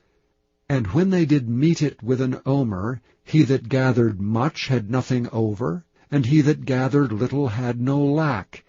They gathered every man according to his eating. And Moses said, Let no man leave of it till the morning. Notwithstanding they hearkened not unto Moses, but some of them left it until the morning, and it bred worms and stank. And Moses was wroth with them. And they gathered it every morning, every man according to his eating, and when the sun waxed hot, it melted. And it came to pass that on the 6th day they gathered twice as much bread, 2 omers for one man. And all the rulers of the congregation came and told Moses. And he said unto them, This is that which the Lord hath said, Tomorrow is the rest of the holy Sabbath unto the Lord. Bake that which ye will bake today, and seethe that ye will seethe, and that which remaineth over lay up for you to be kept until the morning. And they laid it up till the morning as Moses bade, and it did not stink, neither was there any worm therein. And Moses said, Eat that today, for today is a Sabbath unto the Lord. Today ye shall not find it in the field. 6 days ye shall gather it, but on the 7th day, which is the Sabbath, in it there shall be none. And it came to pass that there went out some of the people on the 7th day for to gather, and they found none. And the Lord said unto Moses, How long refuse ye to keep my commandments and my laws? See, for that the Lord hath given you the Sabbath, therefore he giveth you on the 6th day the bread of 2 days. Abide ye every man in his place, let no man go out of his place on the 7th day. So the people rested on the 7th day. And the house of Israel called the name thereof manna. And it was like coriander seed, white, and the taste of it was like wafers made with honey. And Moses said, This is the thing which the Lord commandeth. Fill an omer of it to be kept for your generations, that they may see the bread wherewith I have fed you in the wilderness, when I brought you forth from the land of Egypt. And Moses said unto Aaron, Take a pot, and put an omer full of manna therein, and lay it up before the Lord, to be kept for your generations. As the Lord commanded Moses, so Aaron laid it up before the testimony to be kept. And the children of Israel did eat manna 40 years, until they came to a land inhabited. They did eat manna until they came into the borders of the land of Canaan. Now an omer is the 10th part of an ephah. Chapter 17. And all the congregation of the children of Israel journeyed from the wilderness of Sin after their journeys, according to the commandment of the Lord, and pitched in Rephidim, and there was no water for the people to drink. Wherefore the people did chide with Moses, and said, Give us water, that we may drink. And Moses said unto them, Why chide ye with me? Wherefore do ye tempt the Lord? And the people thirsted there for water, and the people murmured against Moses, and said, Wherefore is this that thou hast brought us up out of Egypt, to kill us and our children and our cattle with thirst? And Moses cried unto the Lord, saying, What shall I do unto this people? They be almost ready to stone me. And the Lord said unto Moses, Go on before the people, and take with thee of the elders of Israel. And thy rod wherewith thou smotest the river take in thine hand, and go. Behold, I will stand before thee there upon the rock in Horeb, and thou shalt smite the rock, and there shall come water out of it, that the people may drink. And Moses did so in the sight of the elders of Israel. And he called the name of the place Massah and Meribah, because of the chiding of the children of Israel, and because they tempted the Lord, saying, Is the Lord among us or not? Then came Amalek, and fought with Israel and Rephidim. And Moses said unto Joshua, Choose us out men, and go out, fight with Amalek. Tomorrow I will stand on the top of the hill, with the rod of God in mine hand. So Joshua did as Moses had said to him, and fought with Amalek. And Moses, Aaron, and Hur went up to the top of the hill. And it came to pass, when Moses held up his hand, that Israel prevailed. And when he let down his hand, Amalek prevailed. But Moses' hands were heavy. And they took a stone, and put it under him, and he sat thereon, and Aaron and Hur stayed up his hands, the one on the one side, and the other on the other side, and his hands were steady until the going down of the sun.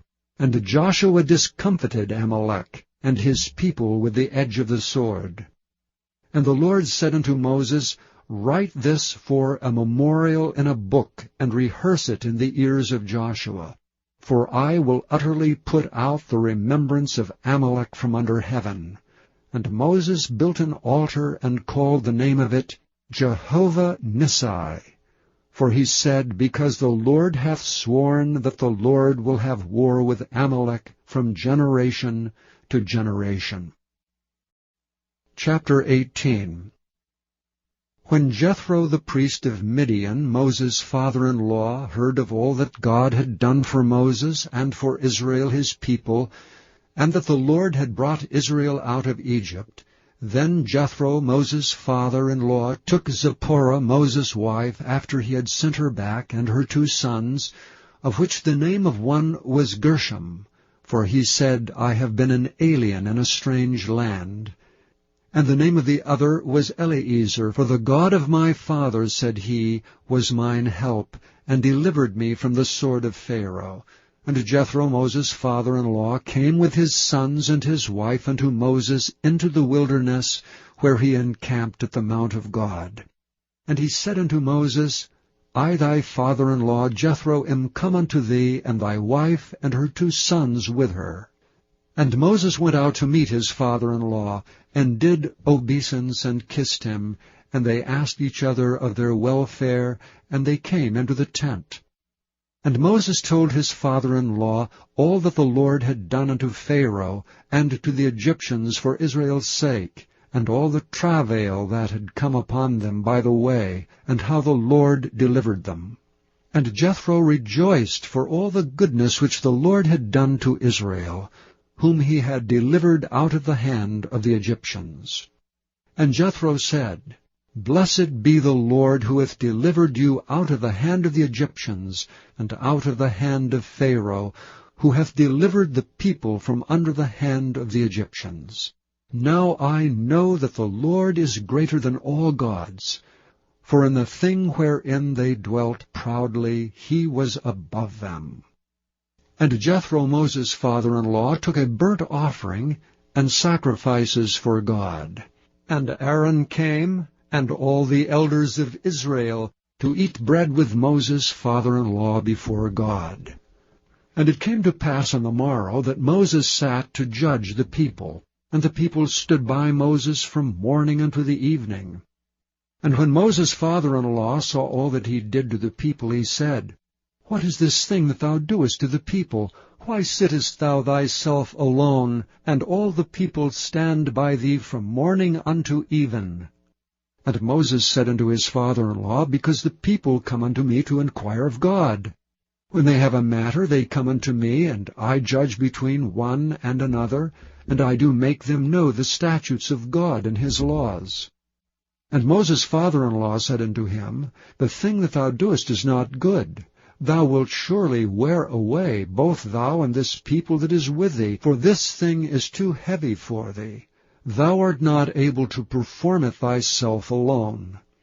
Hearken now unto my voice, I will give thee counsel, and God shall be with thee. Be thou for the people to Godward, that thou mayest bring the causes unto God. And thou shalt teach them ordinances and laws, and shalt show them the way wherein they must walk, and the work that they must do. Moreover, thou shalt provide out of all the people able men, such as fear God, men of truth, hating covetousness, and place such over them to be rulers of thousands, and rulers of hundreds, rulers of 50s, and rulers of 10s. And let them judge the people at all seasons. And it shall be that every great matter they shall bring unto thee, but every small matter they shall judge. So shall it be easier for thyself, and they shall bear the burdens with thee. If thou shalt do this thing, and God command thee so, then thou shalt be able to endure, and all this people shall also go to their place in peace. So Moses hearkened to the voice of his father-in-law, and did all that he had said. And Moses chose able men out of all Israel, and made them heads over the people, rulers of thousands, rulers of hundreds, rulers of 50s, and rulers of 10s. And they judged the people at all seasons. The hard causes they brought unto Moses, but every small matter they judged themselves. And Moses let his father-in-law depart, and he went his way into his own land. Chapter 19. In the 3rd month, when the children of Israel were gone forth out of the land of Egypt, the same day came they into the wilderness of Sinai. For they were departed from Rephidim, and were come to the desert of Sinai, and had pitched in the wilderness, and there Israel camped before the mount.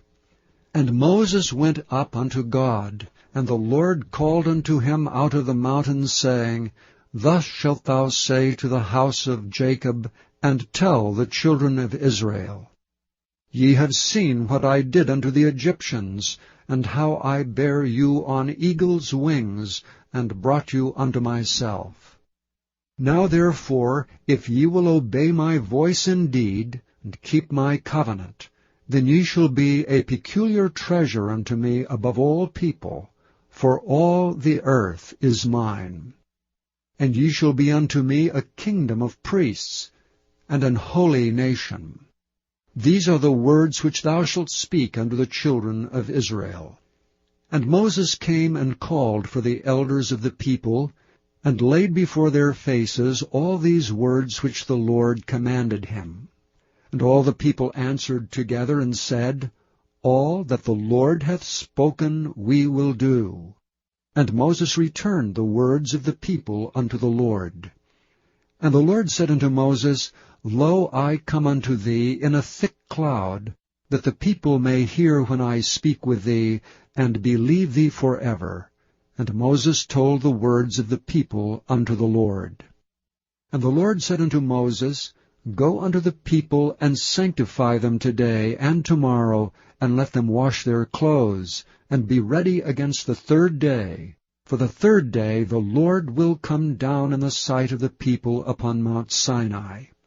And thou shalt set bounds unto the people round about, saying, Take heed to yourselves that ye go not up into the mount, or touch the border of it.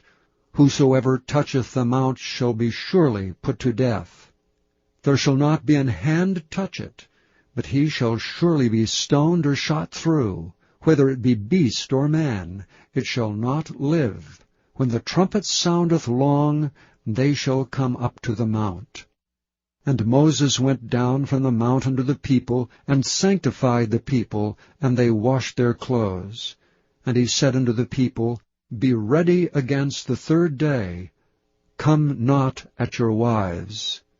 And it came to pass on the third day in the morning that there were thunders and lightnings, and a thick cloud upon the mount, and the voice of the trumpet exceeding loud, so that all the people that was in the camp trembled. And Moses brought forth the people out of the camp to meet with God. And they stood at the nether part of the mount.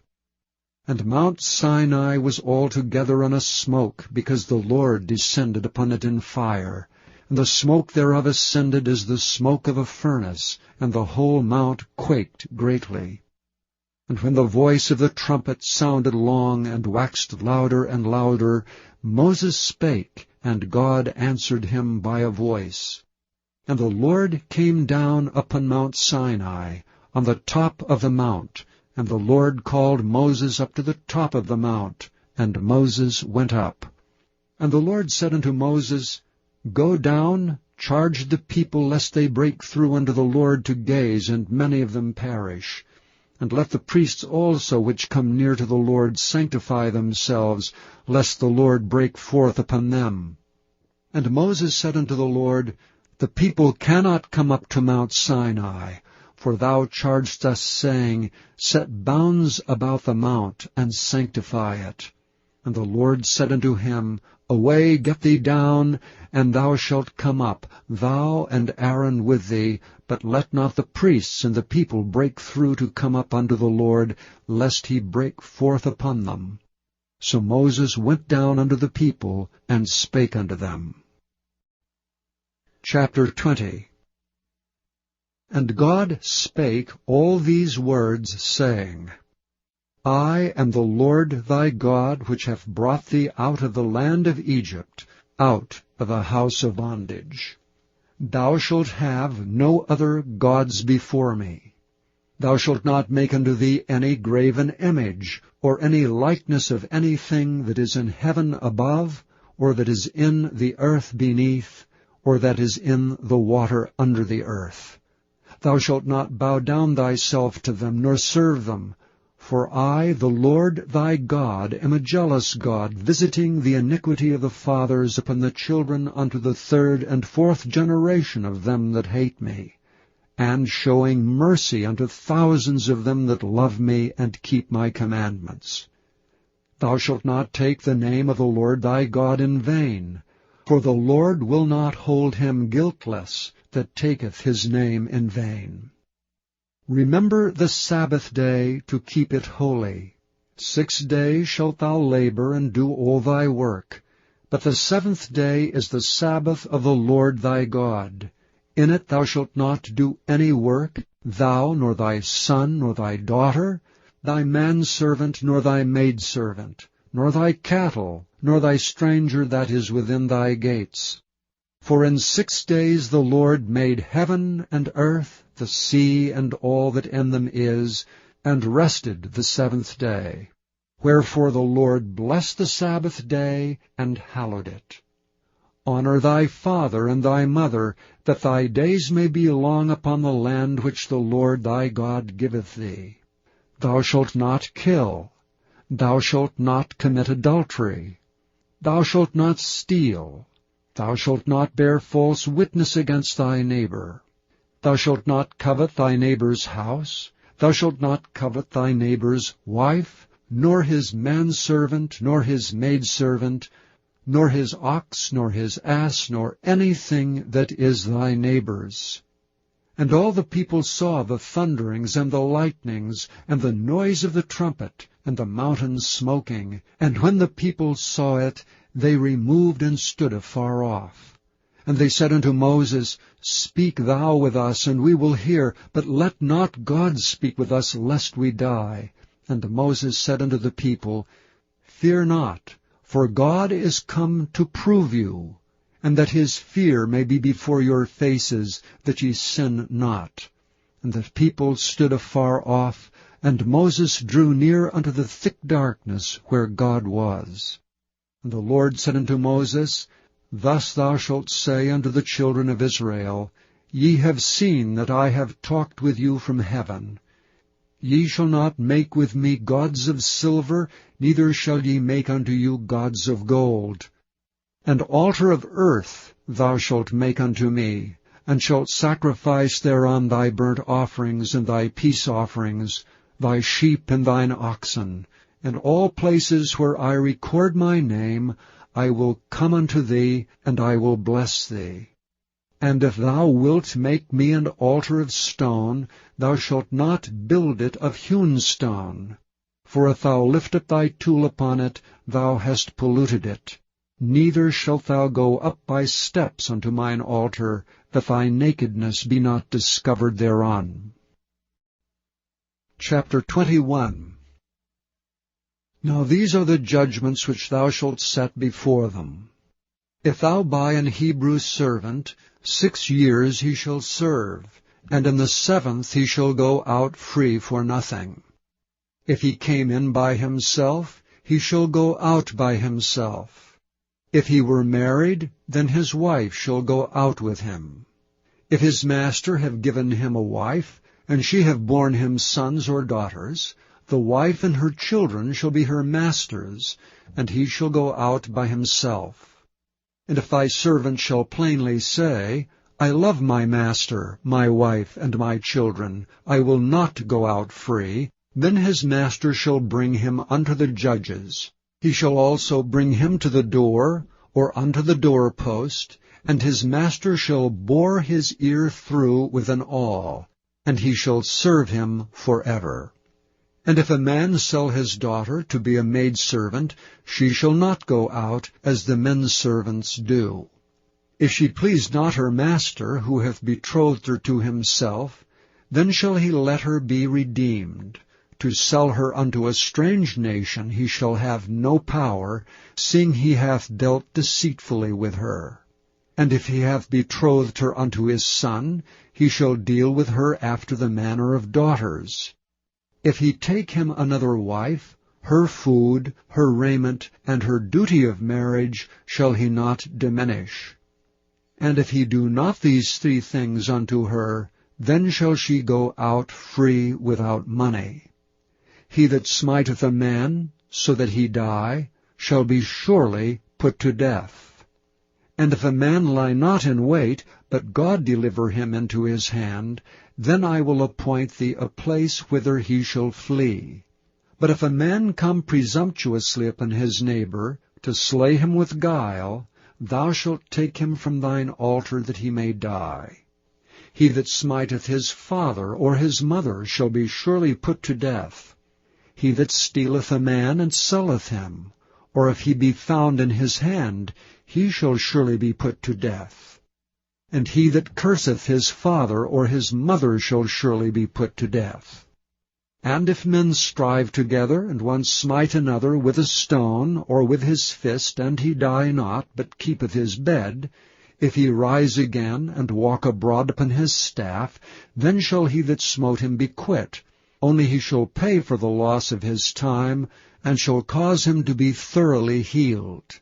And if a man smite his servant or his maid with a rod, and he die under his hand, he shall be surely punished. Notwithstanding, if he continue a day or 2, he shall not be punished, for he is his money. If men strive and hurt a woman with child, so that her fruit depart from her, and yet no mischief follow, he shall be surely punished according as the woman's husband will lay upon him, and he shall pay as the judges determine. And if any mischief follow, then thou shalt give life for life, eye for eye, tooth for tooth, hand for hand, foot for foot, burning for burning, wound for wound, stripe for stripe.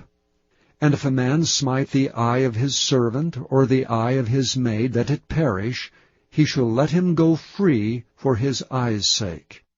And if he smite out his manservant's tooth, or his maidservant's tooth, he shall let him go free for his tooth's sake. If an ox gore a man or a woman that they die, then the ox shall be surely stoned, and his flesh shall not be eaten, but the owner of the ox shall be quit. But if the ox were wont to push with his horn in time past, and it hath been testified to his owner, and he hath not kept him in, but that he hath killed a man or a woman, the ox shall be stoned, and his owner also shall be put to death. If there be laid on him a sum of money, then he shall give for the ransom of his life whatsoever is laid upon him. Whether he have gored a son, or have gored a daughter, according to this judgment shall it be done unto him. If the ox shall push a manservant or a maidservant, he shall give unto their master 30 shekels of silver, and the ox shall be stoned. And if a man shall open a pit, or if a man shall dig a pit and not cover it, and an ox or an ass fall therein, the owner of the pit shall make it good, and give money unto the owner of them, and the dead beast shall be his.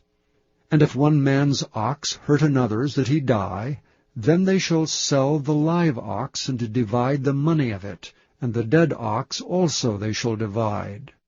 Or if it be known that the ox hath used to push in time past, and his owner hath not kept him in, he shall surely pay ox for ox, and the dead shall be his own.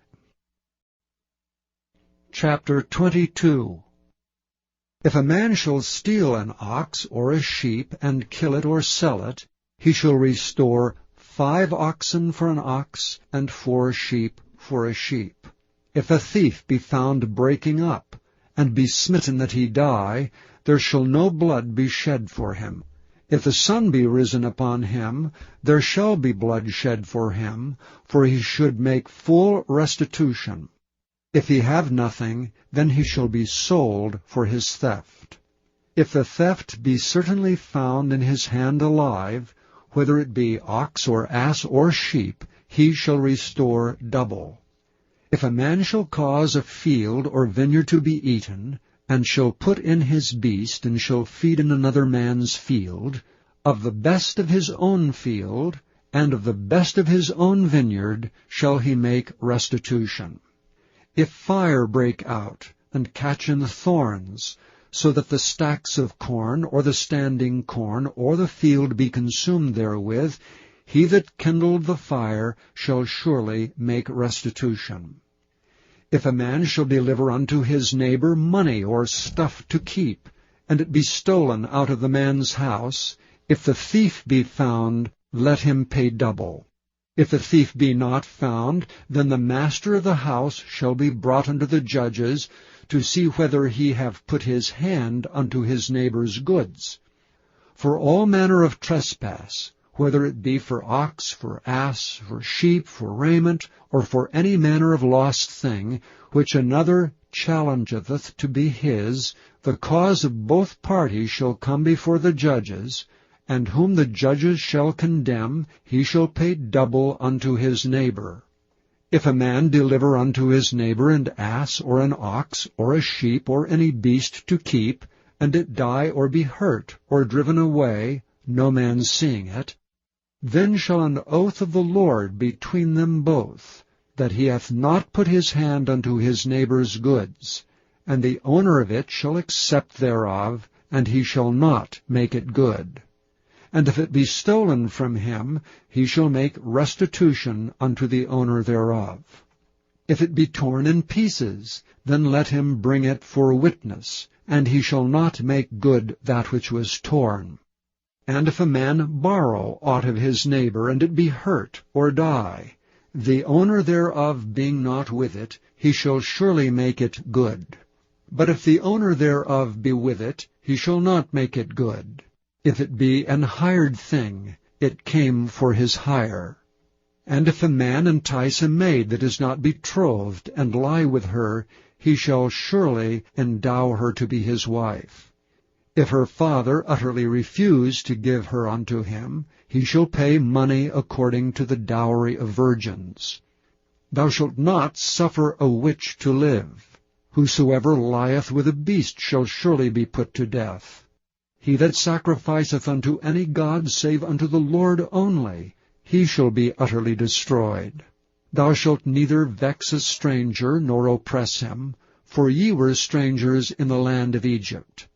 Ye shall not afflict any widow or fatherless child. If thou afflict them in any wise, and they cry at all unto me, I will surely hear their cry. And my wrath shall wax hot, and I will kill you with the sword, and your wives shall be widows, and your children fatherless. If thou lend money to any of my people that is poor by thee, thou shalt not be to him as an usurer, neither shalt thou lay upon him usury. If thou at all take thy neighbour's raiment to pledge, thou shalt deliver it unto him by that the sun goeth down. For that is his covering only, it is his raiment for his skin. Wherein shall he sleep? And it shall come to pass when he crieth unto me that I will hear, for I am gracious. Thou shalt not revile the gods, nor curse the ruler of thy people. Thou shalt not delay to offer the first of thy ripe fruits and of thy liquors, the firstborn of thy sons shalt thou give unto me. Likewise shalt thou do with thine oxen and with thy sheep. 7 days it shall be with his dam, and on the 8th day thou shalt give it me. And ye shall be holy men unto me. Neither shall ye eat any flesh that is torn of beasts in the field, ye shall cast it to the dogs. Chapter 23. Thou shalt not raise a false report. Put not thine hand with the wicked, to be an unrighteous witness. Thou shalt not follow a multitude to do evil, neither shalt thou speak in a cause to decline after many to wrest judgment. Neither shalt thou countenance a poor man in his cause. If thou meet thine enemy's ox or his ass going astray, thou shalt surely bring it back to him again. If thou see the ass of him that hateth thee lying under his burden, and wouldst forbear to help him, thou shalt surely help with him. Thou shalt not wrest the judgment of thy poor in his cause. Keep thee far from a false matter, and the innocent and righteous slay thou not, for I will not justify the wicked.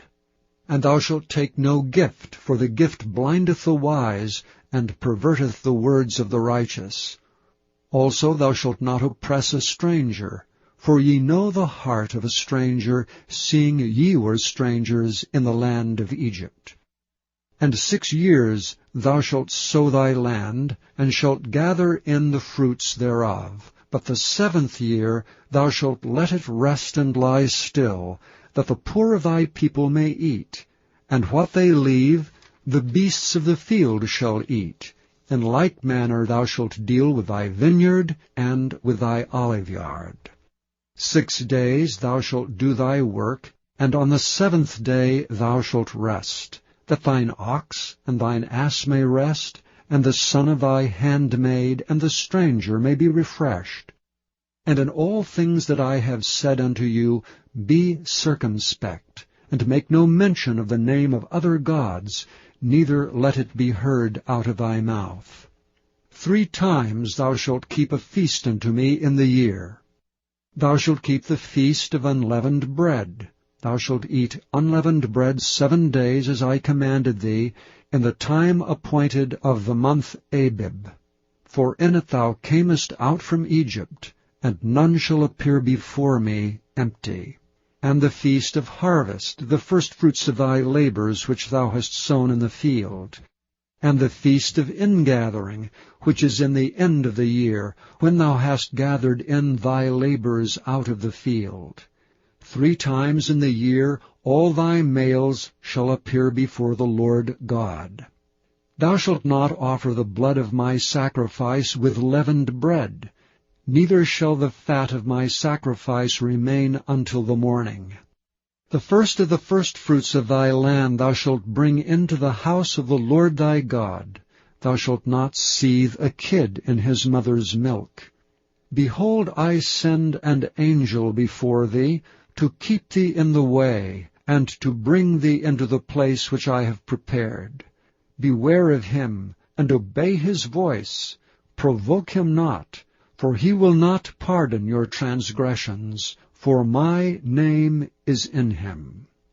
But if thou shalt indeed obey his voice, and do all that I speak, then I will be an enemy unto thine enemies, and an adversary unto thine adversaries. For mine angel shall go before thee, and bring thee unto the Amorites, and the Hittites, and the Perizzites, and the Canaanites, and the Hivites, and the Jebusites, and I will cut them off. Thou shalt not bow down to their gods, nor serve them, nor do after their works, but thou shalt utterly overthrow them, and quite break down their images. And ye shall serve the Lord your God, and he shall bless thy bread and thy water, and I will take sickness away from the midst of thee. There shall nothing cast their young, nor be barren in thy land. The number of thy days I will fulfill. I will send my fear before thee, and will destroy all the people to whom thou shalt come, and I will make all thine enemies turn their backs unto thee. And I will send hornets before thee, which shall drive out the Hivite, the Canaanite, and the Hittite from before thee. And I will not drive them out from before thee in 1 year, lest the land become desolate, and the beasts of the field multiply against thee. By little and little I will drive them out from before thee, until thou be increased and inherit the land. And I will set thy bounds from the Red Sea, even unto the sea of the Philistines, and from the desert unto the river. For I will deliver the inhabitants of the land into your hand, and thou shalt drive them out before thee. Thou shalt make no covenant with them, nor with their gods. They shall not dwell in thy land, lest they make thee sin against me. For if thou serve their gods, it will surely be a snare unto thee. Chapter 24. And he said unto Moses, Come up unto the Lord, thou and Aaron, Nadab and Abihu, and 70 of the elders of Israel, and worship ye afar off. And Moses alone shall come near the Lord, but they shall not come nigh, neither shall the people go up with him. And Moses came and told the people all the words of the Lord, and all the judgments. And all the people answered with one voice, and said, All the words which the Lord hath said we will do. And Moses wrote all the words of the Lord, and rose up early in the morning, and builded an altar under the hill, and 12 pillars, according to the 12 tribes of Israel. And he sent young men of the children of Israel, which offered burnt offerings, and sacrificed peace offerings of oxen unto the Lord. And Moses took half of the blood, and put it in basins, and half of the blood he sprinkled on the altar. And he took the book of the covenant, and read in the audience of the people. And they said, All that the Lord hath said, we will do, and be obedient. And Moses took the blood, and sprinkled it on the people, and said, Behold the blood of the covenant, which the Lord hath made with you concerning all these words. Then went up Moses and Aaron, Nadab and Abihu, and 70 of the elders of Israel. And they saw the God of Israel, and there was under his feet as it were a paved work of a sapphire stone, and as it were the body of heaven in his clearness. And upon the nobles of the children of Israel he laid not his hand. Also they saw God, and did eat and drink. And the Lord said unto Moses, Come up to me into the mount, and be there. And I will give thee tables of stone, and the law and commandments which I have written, that thou mayest teach them. And Moses rose up, and his minister Joshua, and Moses went up into the mount of God. And he said unto the elders, Tarry ye here for us, until we come again unto you. And behold, Aaron and Hur are with you. If any man have any matters to do, let him come unto them. And Moses went up into the mount, and a cloud covered the mount. And the glory of the Lord abode upon Mount Sinai, and the cloud covered it 6 days. And the 7th day he called unto Moses out of the midst of the cloud. And the sight of the glory of the Lord was like devouring fire on the top of the mount in the eyes of the children of Israel. And Moses went into the midst of the cloud, and gat him up into the mount. And Moses was in the mount 40 days and 40 nights. Chapter 25. And the Lord spake unto Moses, saying, Speak unto the children of Israel, that they bring me an offering. Of every man that giveth it willingly with his heart, ye shall take my offering. And this is the offering which ye shall take of them: gold, and silver, and brass, and blue, and purple, and scarlet, and fine linen, and goat's hair, and rams' skins dyed red, and badgers' skins, and shittim wood, oil for the light, spices for anointing oil, and for sweet incense, onyx stones and stones to be set in the ephod and in the breastplate. And let them make me a sanctuary, that I may dwell among them. According to all that I show thee, after the pattern of the tabernacle and the pattern of all the instruments thereof, even so shall ye make it. And they shall make an ark of shittim wood. 2 cubits and a half shall be the length thereof, and 1 cubit and a half the breadth thereof, and 1 cubit and a half the height thereof.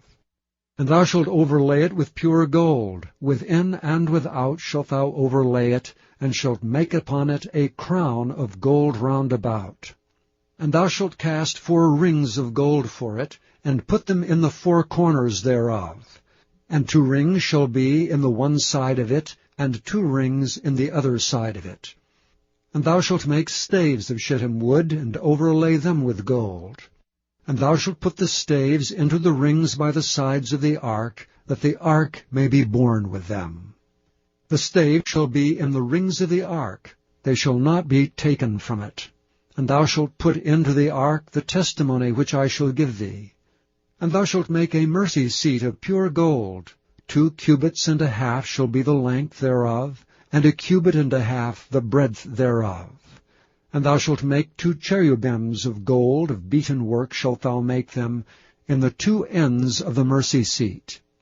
And make 1 cherub on the one end, and the other cherub on the other end. Even of the mercy seat shall ye make the cherubims on the 2 ends thereof.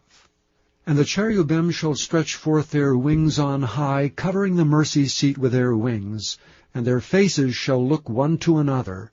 Toward the mercy seat shall the faces of the cherubims be. And thou shalt put the mercy seat above upon the ark, and in the ark thou shalt put the testimony that I shall give thee.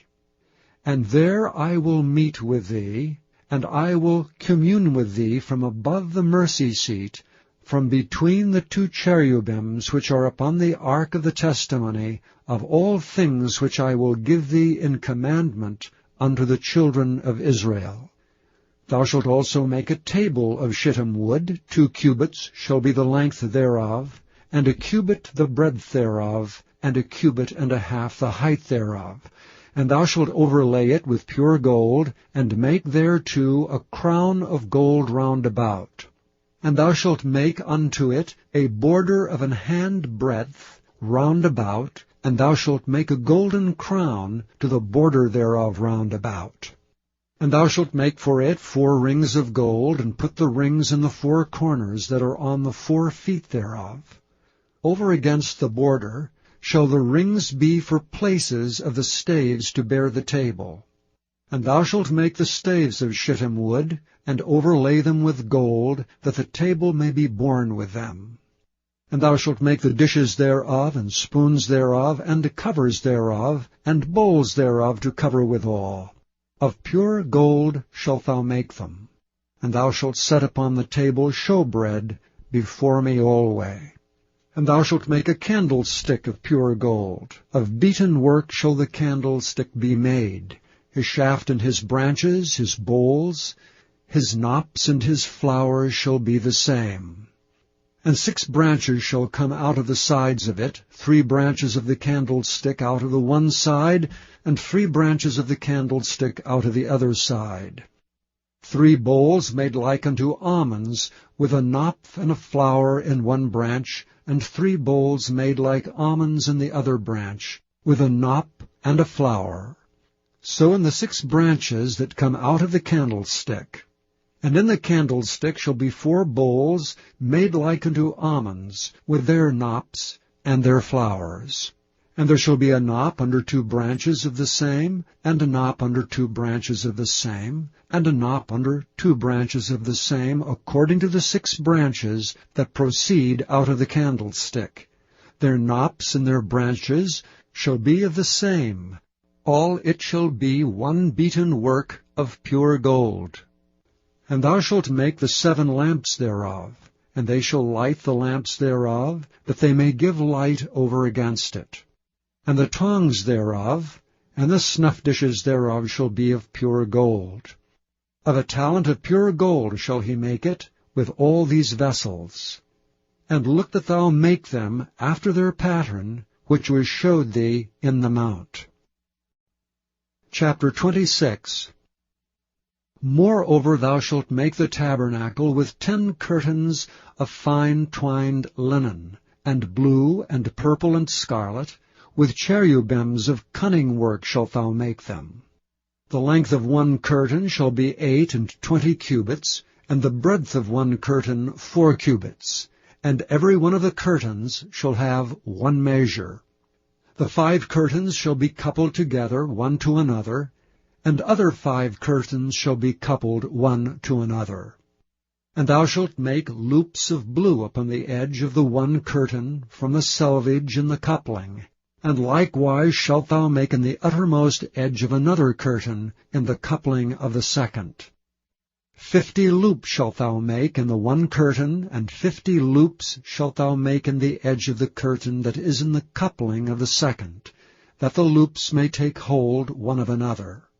And thou shalt make 50 taches of gold, and couple the curtains together with the taches, and it shall be one tabernacle.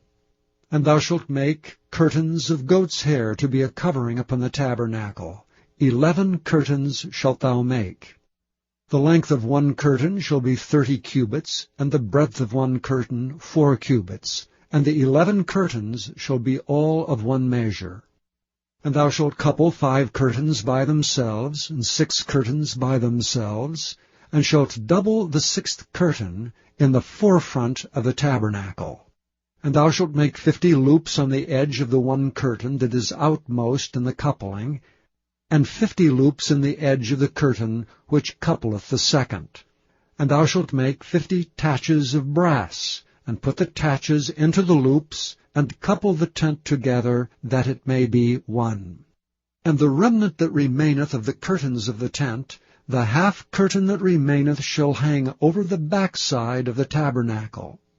And a cubit on the one side, and a cubit on the other side of that which remaineth in the length of the curtains of the tent, it shall hang over the sides of the tabernacle on this side and on that side to cover it. And thou shalt make a covering for the tent of ram's skins dyed red, and a covering above of badger's skins. And thou shalt make boards for the tabernacle of shittim wood standing up. 10 cubits shall be the length of a board, and a cubit and a half shall be the breadth of one board. 2 tenons shall there be in one board, set in order one against another. Thus shalt thou make for all the boards of the tabernacle. And thou shalt make the boards for the tabernacle, 20 boards on the south side southward, and thou shalt make 40 sockets of silver under the 20 boards, 2 sockets under one board for his 2 tenons, and 2 sockets under another board for his 2 tenons. And for the second side of the tabernacle, on the north side, there shall be 20 boards, and there 40 sockets of silver, 2 sockets under one board, and 2 sockets under another board. And for the sides of the tabernacle westward thou shalt make 6 boards, and 2 boards shalt thou make for the corners of the tabernacle in the 2 sides. And they shall be coupled together beneath, and they shall be coupled together above the head of it unto 1 ring. Thus shall it be for them both. They shall be for the 2 corners. And they shall be 8 boards, and their sockets of silver, 16 sockets, 2 sockets under 1 board, and 2 sockets under another board. And thou shalt make bars of shittim wood, 5 for the boards of one side of the tabernacle, and 5 bars for the boards of the other side of the tabernacle, and 5 bars for the boards of the side of the tabernacle, for the 2 sides westward. And the middle bar in the midst of the boards shall reach from end to end. And thou shalt overlay the boards with gold, and make there rings of gold for places for the bars. And thou shalt overlay the bars with gold. And thou shalt rear up the tabernacle according to the fashion thereof which was showed thee in the mount. And thou shalt make a veil of blue and purple and scarlet and fine twined linen of cunning work, with cherubims shall it be made. And thou shalt hang it upon 4 pillars of shittim wood overlaid with gold. Their hooks shall be of gold upon the 4 sockets of silver. And thou shalt hang up the veil under the taches, that thou mayest bring in thither within the veil the ark of the testimony. And the veil shall divide unto you between the holy place and the most holy. And thou shalt put the mercy seat upon the ark of the testimony in the most holy place. And thou shalt set the table without the veil, and the candlestick over against the table on the side of the tabernacle toward the south. And thou shalt put the table on the north side. And thou shalt make an hanging for the door of the tent, of blue and purple and scarlet and fine twined linen, wrought with needlework. And thou shalt make for the hanging 5 pillars of shittim wood, and overlay them with gold. And their hooks shall be of gold, and thou shalt cast 5 sockets of brass for them. Chapter 27. And thou shalt make an altar of shittim wood, 5 cubits long and 5 cubits broad. The altar shall be 4 square, and the height thereof shall be 3 cubits. And thou shalt make the horns of it upon the 4 corners thereof. His horns shall be of the same, and thou shalt overlay it with brass. And thou shalt make his pans to receive his ashes, and his shovels, and his basins, and his fleshhooks, and his firepans. All the vessels thereof thou shalt make of brass. And thou shalt make for it a grate of network of brass, and upon the net shalt thou make 4 brazen rings in the 4 corners thereof. And thou shalt put it under the compass of the altar beneath, that the net may be even to the midst of the altar. And thou shalt make staves for the altar, staves of shittim wood, and overlay them with brass. And the stave shall be put into the rings, and the stave shall be upon the 2 sides of the altar to bear it. Hollow with boards shalt thou make it, as it was showed thee in the mount, so shall they make it. And thou shalt make the court of the tabernacle. For the south side southward there shall be hangings for the court of fine twined linen of 100 cubits long for one side. And the 20 pillars thereof and their 20 sockets shall be of brass.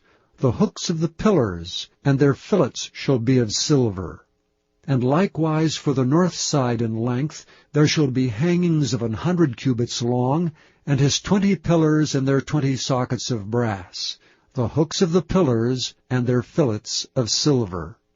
And for the breadth of the court on the west side shall be hangings of 50 cubits, their pillars 10, and their sockets 10.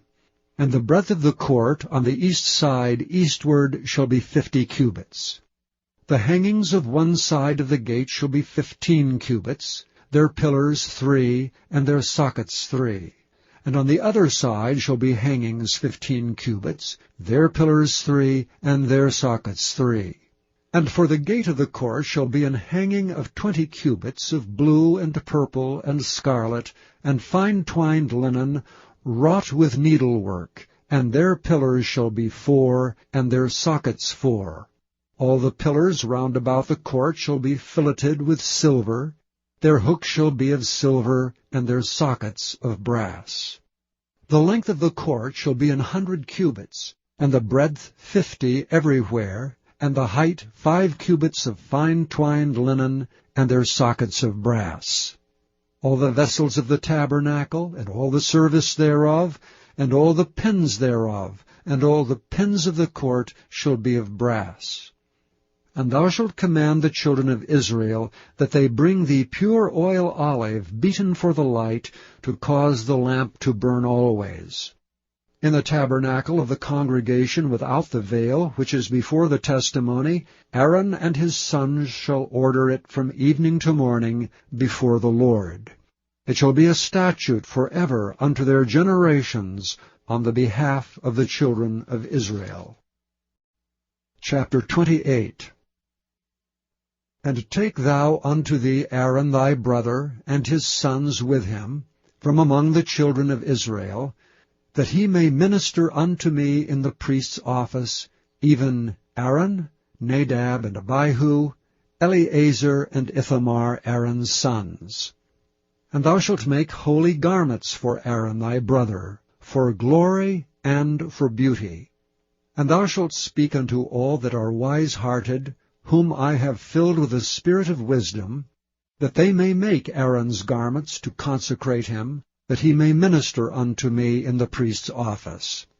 And these are the garments which they shall make: a breastplate, and an ephod, and a robe, and a broidered coat, a mitre, and a girdle. And they shall make holy garments for Aaron thy brother and his sons, that he may minister unto me in the priest's office. And they shall take gold, and blue, and purple, and scarlet, and fine linen.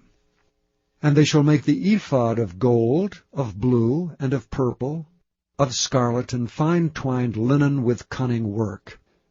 It shall have 2 shoulder pieces thereof, joined at the edges thereof, and so it shall be joined together. And the curious girdle of the ephod which is upon it shall be of the same, according to the work thereof, even of gold, of blue, and purple, and scarlet, and fine twined linen. And thou shalt take 2 onyx stones, and grave on them the names of the children of Israel, 6 of their names on one stone, and the other 6 names of the rest on the other stone, according to their birth. With the work of an engraver in stone, like the engravings of a signet, shalt thou engrave the 2 stones with the names of the children of Israel. Thou shalt make them to be set in ouches of gold. And thou shalt put the 2 stones upon the shoulders of the ephod, for stones of memorial unto the children of Israel.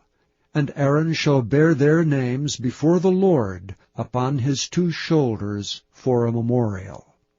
And thou shalt make ouches of gold, and 2 chains of pure gold at the ends. Of wreathen work shalt thou make them, and fasten the wreathen chains to the ouches. And thou shalt make the breastplate of judgment with cunning work.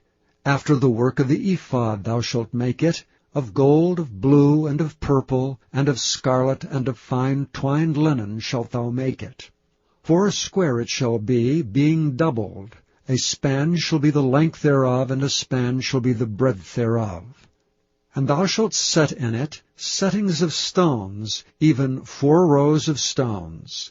The first row shall be a sardius, a topaz, and a carbuncle. This shall be the first row. And the second row shall be an emerald, a sapphire, and a diamond. And the third row a ligure, an agate, and an amethyst. And the fourth row a beryl, and an onyx, and a jasper. They shall be set in gold in their enclosings. And the stones shall be with the names of the children of Israel, 12 according to their names, like the engravings of a signet. Every one with his name shall they be, according to the 12 tribes. And thou shalt make upon the breastplate chains at the ends of wreathen work of pure gold. And thou shalt make upon the breastplate 2 rings of gold, and shalt put the 2 rings on the 2 ends of the breastplate. And thou shalt put the 2 wreathen chains of gold in the 2 rings which are on the ends of the breastplate.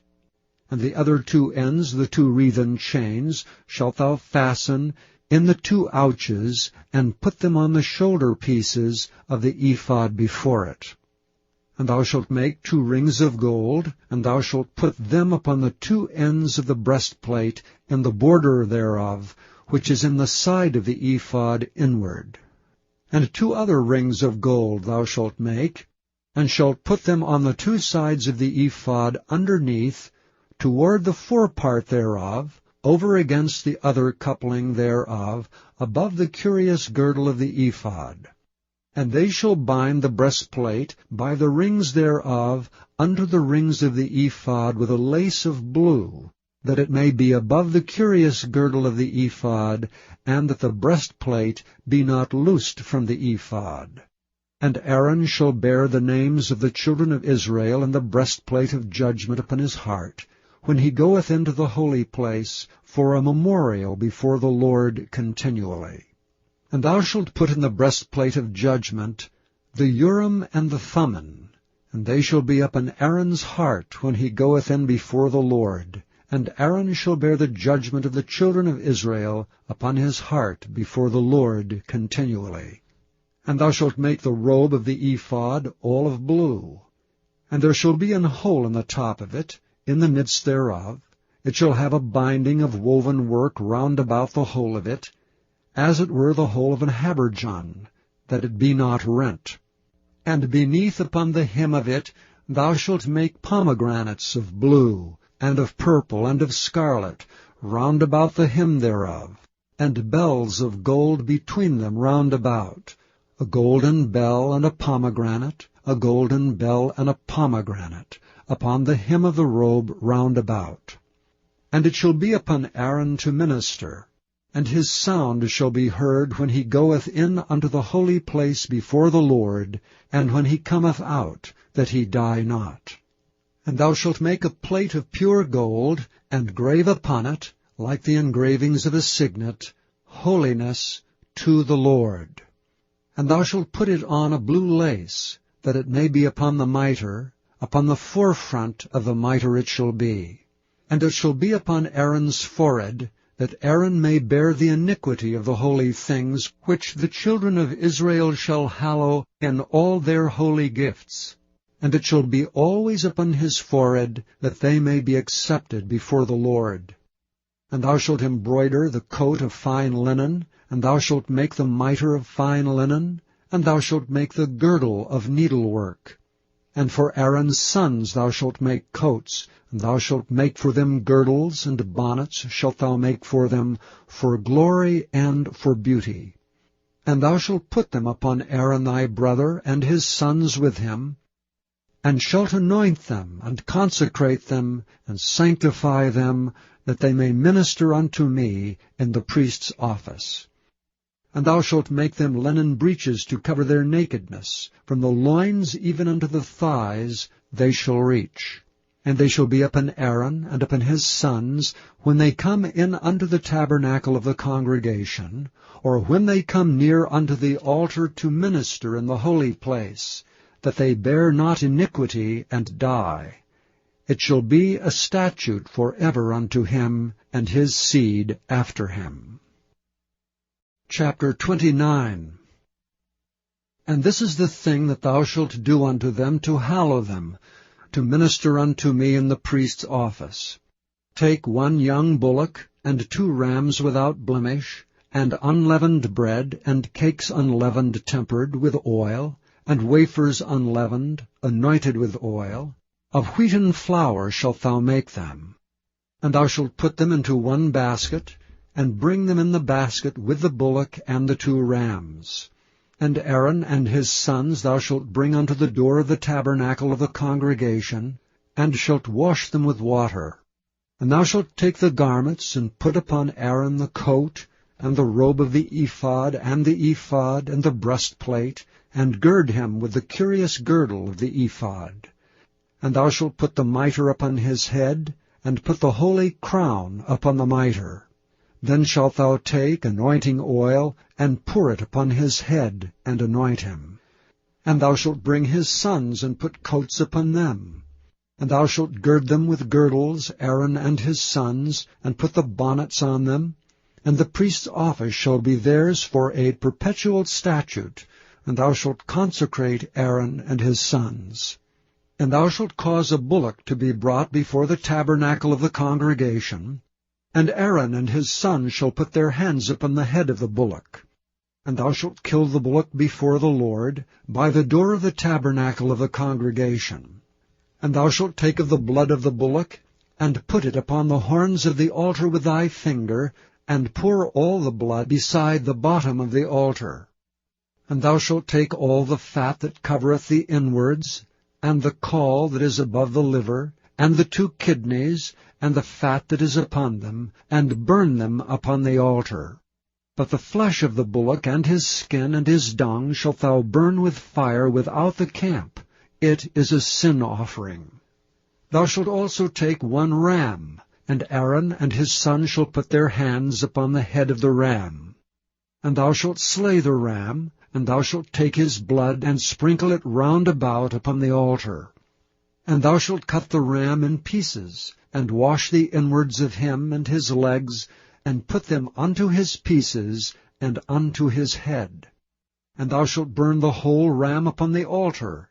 It is a burnt offering unto the Lord. It is a sweet savour, and offering made by fire unto the Lord. And thou shalt take the other ram, and Aaron and his sons shall put their hands upon the head of the ram. Then shalt thou kill the ram, and take of his blood, and put it upon the tip of the right ear of Aaron, and upon the tip of the right ear of his sons, and upon the thumb of their right hand, and upon the great toe of their right foot, and sprinkle the blood upon the altar round about. And thou shalt take of the blood that is upon the altar, and of the anointing oil, and sprinkle it upon Aaron, and upon his garments, and upon his sons, and upon the garments of his sons with him. And he shall be hallowed, and his garments, and his sons' garments with him. Also thou shalt take of the ram the fat, and the rump, and the fat that covereth the inwards, and the caul above the liver, and the 2 kidneys, and the fat that is upon them, and the right shoulder, for it is a ram of consecration, and 1 loaf of bread, and 1 cake of oiled bread, and 1 wafer out of the basket of the unleavened bread that is before the Lord. And thou shalt put all in the hands of Aaron, and in the hands of his sons, and shalt wave them for a wave offering before the Lord. And thou shalt receive them of their hands, and burn them upon the altar for a burnt offering, for a sweet savour before the Lord. It is an offering made by fire unto the Lord. And thou shalt take the breast of the ram of Aaron's consecration, and wave it for a wave offering before the Lord, and it shall be thy part. And thou shalt sanctify the breast of the wave offering, and the shoulder of the heave offering, which is waved, and which is heaved up, of the ram of the consecration, even of that which is for Aaron, and of that which is for his sons. And it shall be Aaron's and his sons by a statute forever from the children of Israel. For it is an heave offering, and it shall be an heave offering from the children of Israel of the sacrifice of their peace offerings, even their heave offering unto the Lord. And the holy garments of Aaron shall be his sons after him, to be anointed therein, and to be consecrated in them. And that son that is priest in his stead shall put them on 7 days, when he cometh into the tabernacle of the congregation to minister in the holy place. And thou shalt take the ram of the consecration, and seethe his flesh in the holy place. And Aaron and his sons shall eat the flesh of the ram, and the bread that is in the basket by the door of the tabernacle of the congregation. And they shall eat those things wherewith the atonement was made, to consecrate and to sanctify them. But a stranger shall not eat thereof, because they are holy. And if aught of the flesh of the consecrations, or of the bread remain unto the morning, then thou shalt burn the remainder with fire. It shall not be eaten, because it is holy. And thus shalt thou do unto Aaron, and to his sons, according to all things which I have commanded thee. 7 days shalt thou consecrate them. And thou shalt offer every day a bullock for a sin offering for atonement. And thou shalt cleanse the altar, when thou hast made an atonement for it, and thou shalt anoint it to sanctify it. 7 days thou shalt make an atonement for the altar, and sanctify it, and it shall be an altar most holy. Whatsoever toucheth the altar shall be holy. Now this is that which thou shalt offer upon the altar, 2 lambs of the first year, day by day, continually. The one lamb thou shalt offer in the morning, and the other lamb thou shalt offer at even. And with the one lamb 1/10 deal of flour mingled with the 4th part of an hin of beaten oil, and the 4th part of an hin of wine for a drink offering. And the other lamb thou shalt offer at even, and shalt do thereto according to the meat offering of the morning, and according to the drink offering thereof, for a sweet savour, and offering made by fire unto the Lord. There shall be a continual burnt offering throughout your generations at the door of the tabernacle of the congregation before the Lord, where I will meet you to speak there unto thee. And there I will meet with the children of Israel, and the tabernacle shall be sanctified by my glory. And I will sanctify the tabernacle of the congregation and the altar. I will sanctify also both Aaron and his sons to minister to me in the priest's office. And I will dwell among the children of Israel, and will be their God. And they shall know that I am the Lord their God, that brought them forth out of the land of Egypt, that I may dwell among them. I am the Lord their God. Chapter 30. And thou shalt make an altar to burn incense upon. Of shittim wood shalt thou make it. 1 cubit shall be the length thereof, and 1 cubit the breadth thereof. 4 square shall it be, and 2 cubits shall be the height thereof. The horns thereof shall be of the same. And thou shalt overlay it with pure gold, the top thereof, and the sides thereof round about, and the horns thereof. And thou shalt make unto it a crown of gold round about. And 2 golden rings shalt thou make to it under the crown of it. By the 2 corners thereof, upon the 2 sides of it shalt thou make it. And they shall be for places for the staves to bear it withal. And thou shalt make the staves of shittim wood, and overlay them with gold. And thou shalt put it before the veil, that is by the ark of the testimony, before the mercy seat that is over the testimony, where I will meet with thee. And Aaron shall burn thereon sweet incense every morning. When he dresseth the lamps, he shall burn incense upon it. And when Aaron lighteth the lamps at even, he shall burn incense upon it, a perpetual incense before the Lord throughout your generations. Ye shall offer no strange incense thereon, nor burnt sacrifice, nor meat offering, neither shall ye pour drink offering thereon.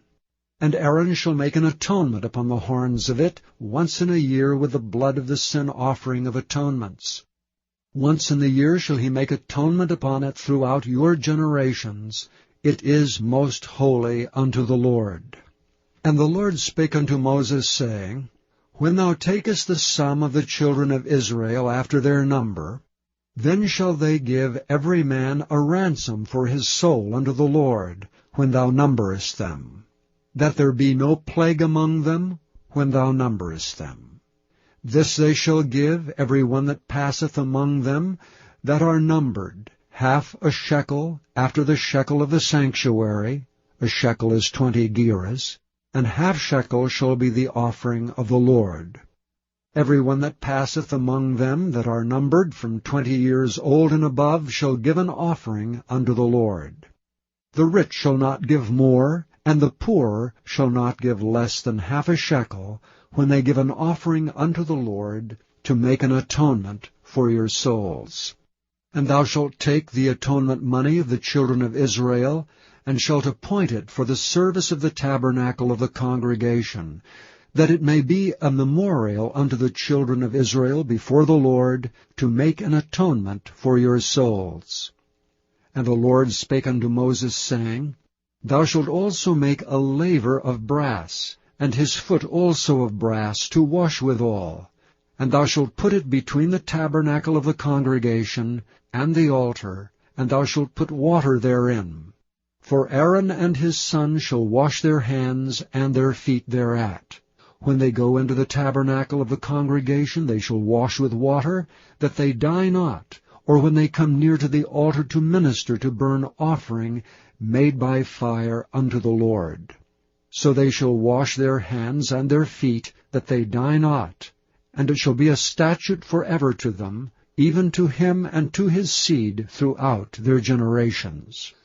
Moreover the Lord spake unto Moses, saying, Take thou also unto thee principal spices of pure myrrh, 500 shekels, and of sweet cinnamon half so much, even 250 shekels, and of sweet calamus 250 shekels, and of cassia 500 shekels, after the shekel of the sanctuary, and of oil olive an hin.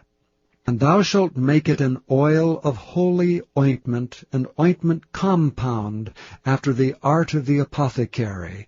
It shall be an holy anointing oil.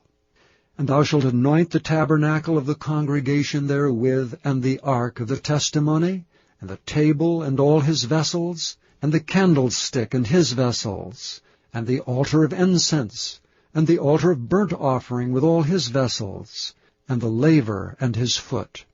And thou shalt sanctify them, that they may be most holy. Whatsoever toucheth them shall be holy. And thou shalt anoint Aaron and his sons, and consecrate them, that they may minister unto me in the priest's office.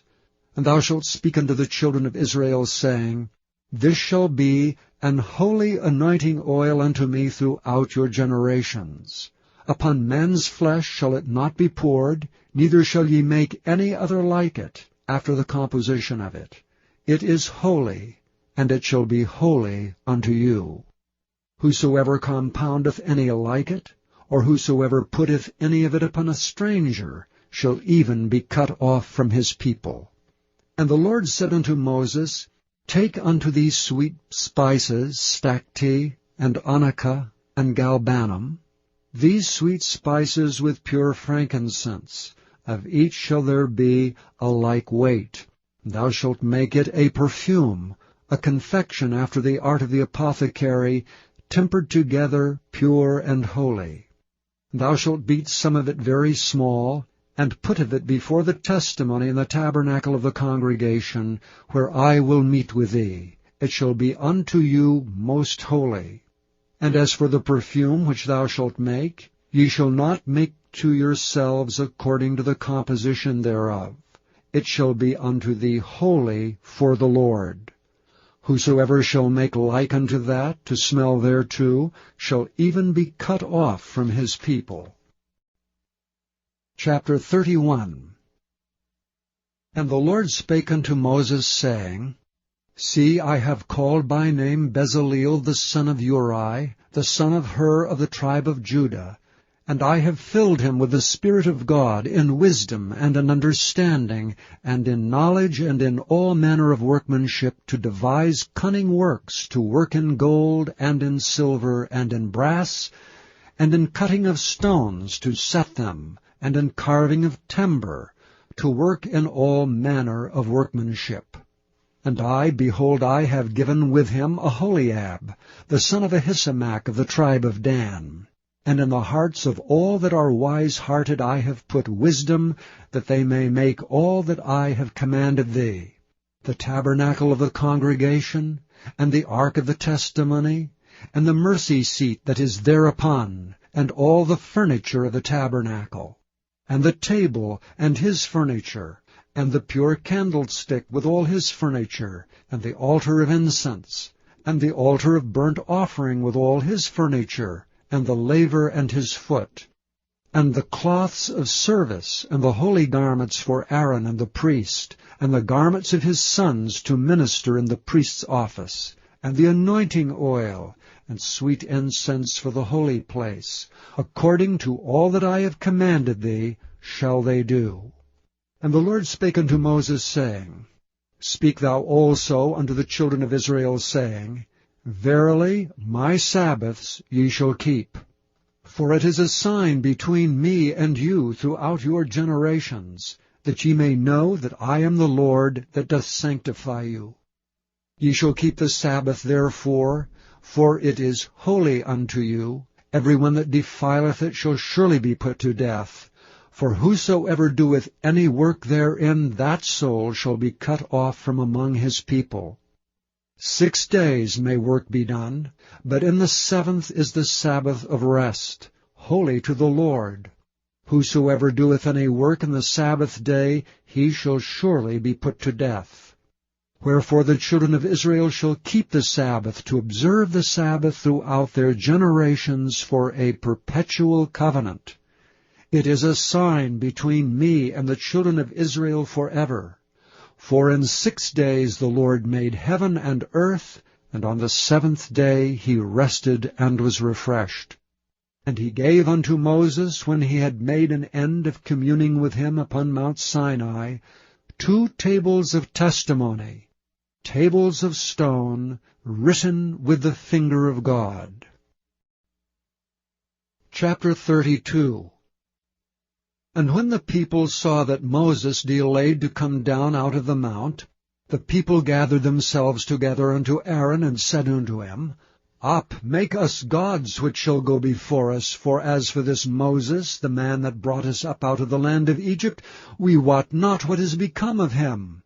And Aaron said unto them, Break off the golden earrings which are in the ears of your wives, of your sons, and of your daughters, and bring them unto me.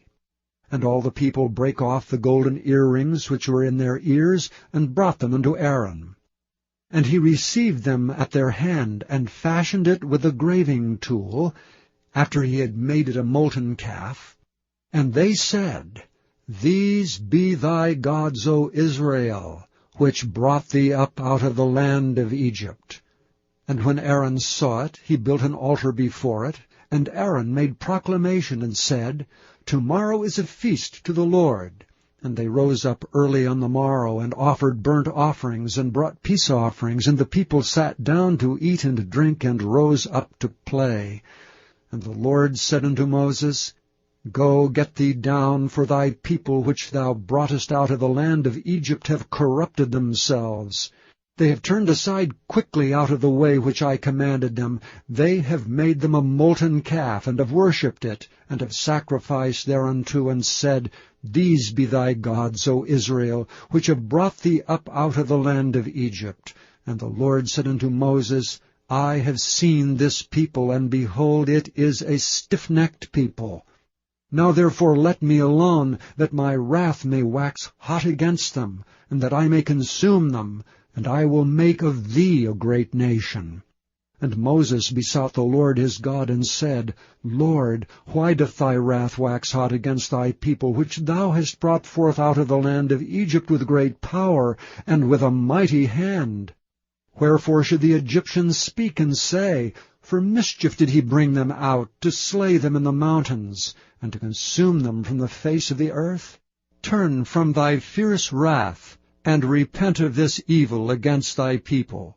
Remember Abraham, Isaac, and Israel, thy servants, to whom thou swarest by thine own self, and saidst unto them, I will multiply your seed as the stars of heaven, and all this land that I have spoken of will I give unto your seed, and they shall inherit it forever. And the Lord repented of the evil which he thought to do unto his people.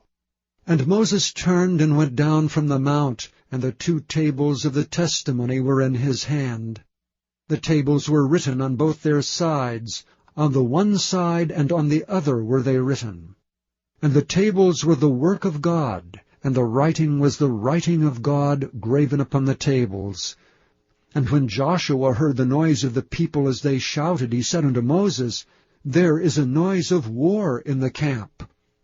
And he said, It is not the voice of them that shout for mastery, neither it is the voice of them that cry for being overcome, but the noise of them that sing do I hear. And it came to pass, as soon as he came nigh unto the camp, that he saw the calf, and the dancing, and Moses' anger waxed hot, and he cast the tables out of his hands, and brake them beneath the mount. And he took the calf which they had made, and burnt it in the fire, and ground it to powder, and strawed it upon the water, and made the children of Israel drink of it. And Moses said unto Aaron, What did this people unto thee, that thou hast brought so great a sin upon them? And Aaron said, Let not the anger of my Lord wax hot. Thou knowest the people, that they are set on mischief. For they said unto me, Make us gods which shall go before us. As for this Moses, the man that brought us up out of the land of Egypt, we wot not what is become of him. And I said unto them, Whosoever hath any gold, let them break it off. So they gave it me, then I cast it into the fire, and there came out this calf. And when Moses saw that the people were naked, for Aaron had made them naked unto their shame among their enemies, then Moses stood up in the gate of the camp and said, Who is on the Lord's side? Let him come unto me. And all the sons of Levi gathered themselves together unto him. And he said unto them, Thus saith the Lord God of Israel, Put every man his sword by his side, and go in and out from gate to gate throughout the camp, and slay every man his brother, and every man his companion, and every man his neighbor. And the children of Levi did according to the word of Moses, and there fell of the people that day about 3,000 men. For Moses had said, Consecrate yourselves today to the Lord, every man upon his son, and upon his brother, that he may bestow upon you a blessing this day. And it came to pass on the morrow that Moses said unto the people, Ye have sinned a great sin. And now I will go up unto the Lord, peradventure I shall make an atonement for your sin. And Moses returned unto the Lord, and said, O this people have sinned a great sin, and have made them gods of gold. Yet now, if thou wilt forgive their sin, and if not, blot me, I pray thee, out of thy book which thou hast written. And the Lord said unto Moses, Whosoever hath sinned against me, him will I blot out of my book. Therefore now go, lead the people unto the place of which I have spoken unto thee. Behold, mine angel shall go before thee. Nevertheless, in the day when I visit, I will visit their sin upon them. And the Lord plagued the people because they made the calf which Aaron made. Chapter 33. And the Lord said unto Moses, Depart, and go up hence, thou and the people which thou hast brought up out of the land of Egypt, unto the land which I swear unto Abraham, to Isaac, and to Jacob, saying, Unto thy seed will I give it. And I will send an angel before thee, and I will drive out the Canaanite, the Amorite, and the Hittite, and the Perizzite, the Hivite, and the Jebusite, unto a land flowing with milk and honey. For I will not go up in the midst of thee, for thou art a stiff-necked people, lest I consume thee in the way. And when the people heard these evil tidings, they mourned, and no man did put on him his ornaments. For the Lord had said unto Moses, Say unto the children of Israel, Ye are a stiff-necked people. I will come up into the midst of thee in a moment, and consume thee. Therefore now put off thy ornaments from thee, that I may know what to do unto thee. And the children of Israel stripped themselves of their ornaments by the Mount Horeb. And Moses took the tabernacle, and pitched it without the camp, afar off from the camp, and called it the tabernacle of the congregation. And it came to pass that every one which sought the Lord went out unto the tabernacle of the congregation, which was without the camp. And it came to pass, when Moses went out into the tabernacle, that all the people rose up and stood every man at his tent door, and looked after Moses until he was gone into the tabernacle. And it came to pass, as Moses entered into the tabernacle, the cloudy pillar descended, and stood at the door of the tabernacle, and the Lord talked with Moses. And all the people saw the cloudy pillar stand at the tabernacle door, and all the people rose up and worshipped, every man in his tent door. And the Lord spake unto Moses face to face, as a man speaketh unto his friend. And he turned again into the camp, but his servant Joshua the son of Nun, a young man, departed not out of the tabernacle. And Moses said unto the Lord, See, thou sayest unto me, Bring up this people, and thou hast not let me know whom thou wilt send with me. Yet thou hast said, I know thee by name, and thou hast also found grace in my sight. Now therefore I pray thee, if I have found grace in thy sight, show me now the way that I may know thee, that I may find grace in thy sight, and consider that this nation is thy people. And he said, My presence shall go with thee, and I will give thee rest. And he said unto him, If thy presence go not with me, carry us not up hence. For wherein shall it be known here that I and thy people have found grace in thy sight? Is it not in that thou goest with us? So shall we be separated, I and thy people, from all the people that are upon the face of the earth. And the Lord said unto Moses, I will do this thing also that thou hast spoken, for thou hast found grace in my sight, and I know thee by name. And he said, I beseech thee, show me thy glory. And he said, I will make all my goodness pass before thee, and I will proclaim the name of the Lord before thee, and will be gracious to whom I will be gracious, and will show mercy on whom I will show mercy. And he said, Thou canst not see my face, for there shall no man see me and live. And the Lord said, Behold, there is a place by me, and thou shalt stand upon a rock. And it shall come to pass, while my glory passeth by, that I will put thee in a cleft of the rock, and will cover thee with my hand while I pass by. And I will take away mine hand, and thou shalt see my back parts, but my face shall not be seen. Chapter 34. And the Lord said unto Moses, Hew thee 2 tables of stone like unto the first, and I will write upon these tables the words that were in the first tables which thou breakest. And be ready in the morning, and come up in the morning unto Mount Sinai, and present thyself there to me in the top of the mount. And no man shall come up with thee, neither let any man be seen throughout all the mount, neither let the flocks nor herds feed before that mount. And he hewed 2 tables of stone like unto the first, and Moses rose up early in the morning, and went up unto Mount Sinai, as the Lord had commanded him, and took in his hand the 2 tables of stone. And the Lord descended in the cloud, and stood with him there, and proclaimed the name of the Lord. And the Lord passed by before him, and proclaimed, The Lord God, merciful and gracious, long-suffering and abundant in goodness and truth, keeping mercy for thousands, forgiving iniquity and transgression and sin, and that will by no means clear the guilty, visiting the iniquity of the fathers upon the children, and upon the children's children unto the 3rd and to the 4th generation. And Moses made haste, and bowed his head toward the earth, and worshipped.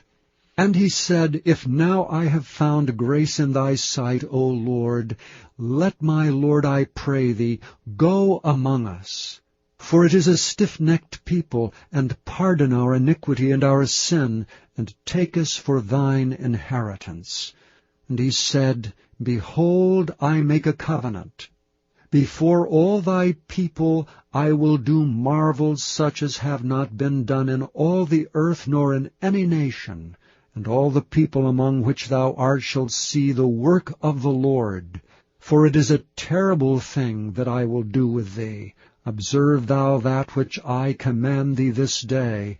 Behold, I will drive out before thee the Amorite, and the Canaanite, and the Hittite, and the Perizzite, and the Hivite, and the Jebusite. Take heed to thyself, lest thou make a covenant with the inhabitants of the land whither thou goest, lest it be for a snare in the midst of thee. But ye shall destroy their altars, break their images, and cut down their groves. For thou shalt worship no other God, for the Lord, whose name is jealous, is a jealous God. Lest thou make a covenant with the inhabitants of the land, and they go a-whoring after their gods, and do sacrifice unto their gods, and one call thee, and thou eat of his sacrifice. And thou take of their daughters unto thy sons, and their daughters go a-whoring after their gods, and make thy sons go a-whoring after their gods.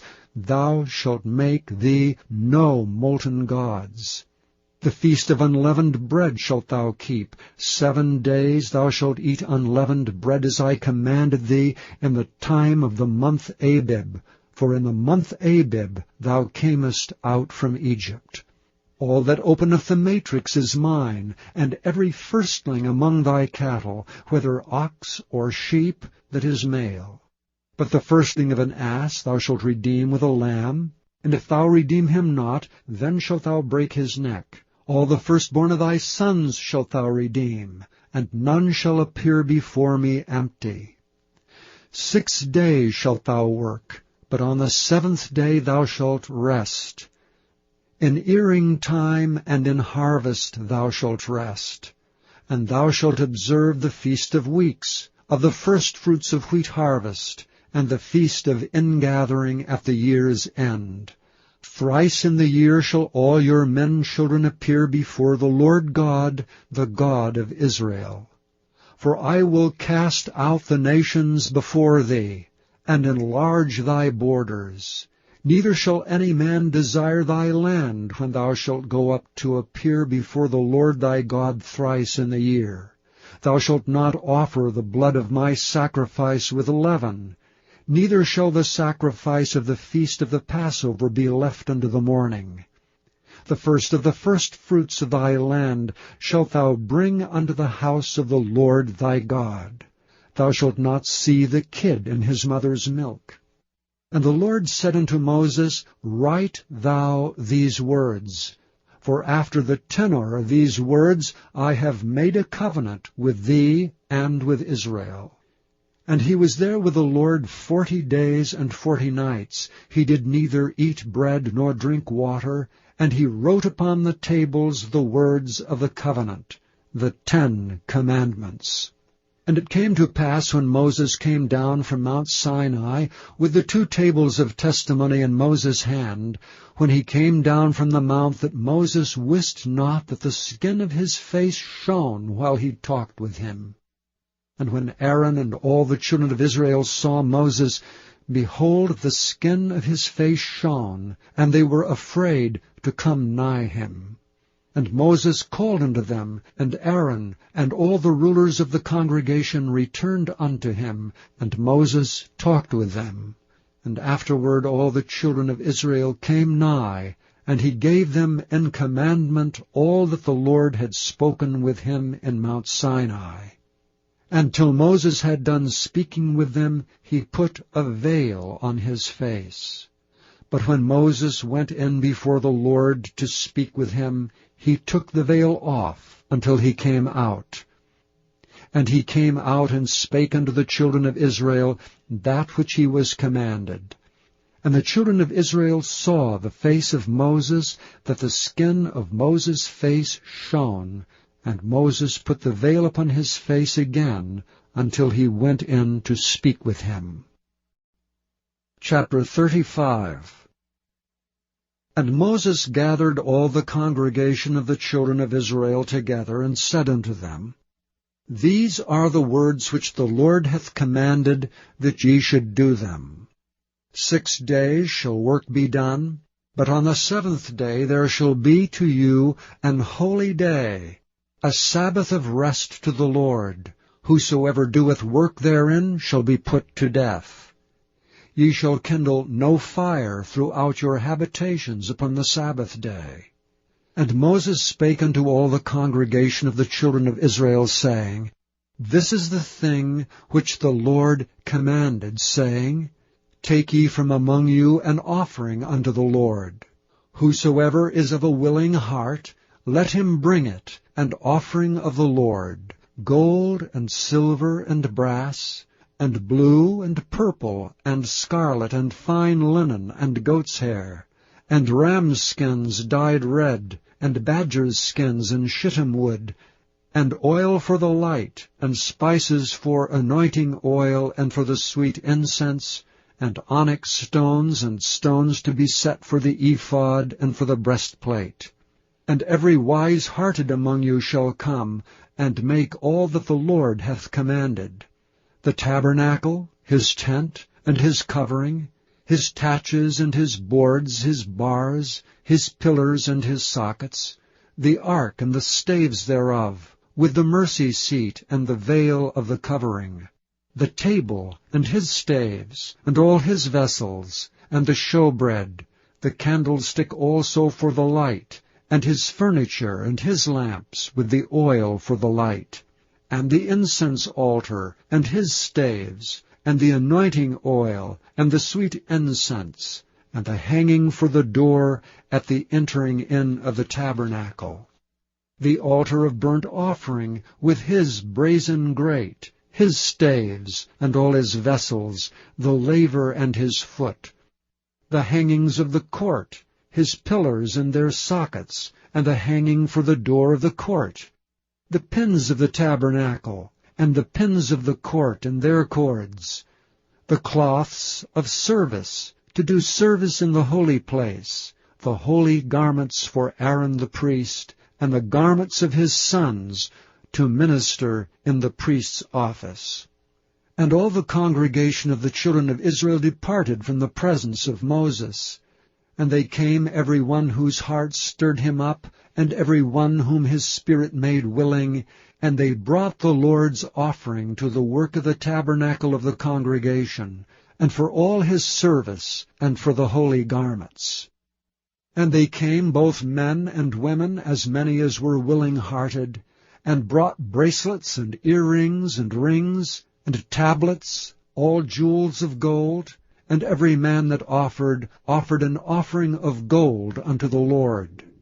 And every man with whom was found blue and purple, and scarlet, and fine linen, and goat's hair, and red skins of rams, and badgers' skins brought them. Every one that did offer an offering of silver and brass brought the Lord's offering, and every man with whom was found shittim wood for any work of the service brought it. And all the women that were wise-hearted did spin with their hands, and brought that which they had spun, both of blue, and of purple, and of scarlet, and of fine linen. And all the women whose heart stirred them up in wisdom spun goat's hair. And the rulers brought onyx stones, and stones to be set for the ephod and for the breastplate, and spice, and oil for the light, and for the anointing oil, and for the sweet incense. And the children of Israel brought a willing offering unto the Lord, every man and woman whose heart made them willing to bring for all manner of work which the Lord had commanded to be made by the hand of Moses. And Moses said unto the children of Israel, See, the Lord hath called by name Bezaleel the son of Uri, the son of Hur of the tribe of Judah. And he hath filled him with the Spirit of God, in wisdom, in understanding, and in knowledge, and in all manner of workmanship, and to devise curious works, to work in gold, and in silver, and in brass, and in the cutting of stones to set them, and in carving of wood, to make any manner of cunning work. And he hath put in his heart that he may teach both he and Aholiab, the son of Ahisamach of the tribe of Dan. Them hath he filled with wisdom of heart, to work all manner of work of the engraver, and of the cunning workman, and of the embroiderer, in blue, and in purple, and scarlet, and in fine linen, and of the weaver, even of them that do any work, and of those that devise cunning work. Chapter 36. Then wrought Bezaleel and Aholiab, and every wise-hearted man in whom the Lord put wisdom and understanding, to know how to work all manner of work for the service of the sanctuary, according to all that the Lord had commanded. And Moses called Bezaleel and Aholiab, and every wise-hearted man in whose heart the Lord had put wisdom, even every one whose heart stirred him up to come unto the work to do it. And they received of Moses all the offering which the children of Israel had brought for the work of the service of the sanctuary, to make it withal. And they brought yet unto him free offerings every morning. And all the wise men that wrought all the work of the sanctuary came every man from his work which they made. And they spake unto Moses, saying, The people bring much more than enough for the service of the work which the Lord commanded to make. And Moses gave commandment, and they caused it to be proclaimed throughout the camp, saying, Let neither man nor woman make any more work for the offering of the sanctuary. So the people were restrained from bringing, for the stuff they had was sufficient for all the work to make it, and too much. And every wise-hearted man among them that wrought the work of the tabernacle made 10 curtains of fine twined linen, and blue, and purple, and scarlet, with cherubims of cunning work made he them. The length of one curtain was 28 cubits, and the breadth of one curtain 4 cubits. The curtains were all of one size. And he coupled the 5 curtains one unto another, and the other 5 curtains he coupled one unto another. And he made loops of blue on the edge of one curtain from the selvage in the coupling. Likewise he made in the uttermost side of another curtain in the coupling of the second. 50 loops made he in one curtain, and 50 loops made he in the edge of the curtain which was in the coupling of the second. The loops held one curtain to another. And he made 50 taches of gold, and coupled the curtains one unto another with the taches, so it became one tabernacle. And he made curtains of goat's hair for the tent over the tabernacle. 11 curtains he made them. The length of one curtain was 30 cubits, and 4 cubits was the breadth of one curtain. The 11 curtains were of one size. And he coupled 5 curtains by themselves, and 6 curtains by themselves. And he made 50 loops upon the uttermost edge of the curtain in the coupling, and 50 loops made he upon the edge of the curtain which coupleth the second. And he made 50 taches of brass to couple the tent together, that it might be one.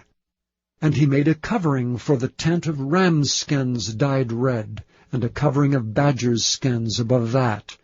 And he made boards for the tabernacle of shittim wood standing up. The length of a board was 10 cubits, and the breadth of a board 1 cubit and a half.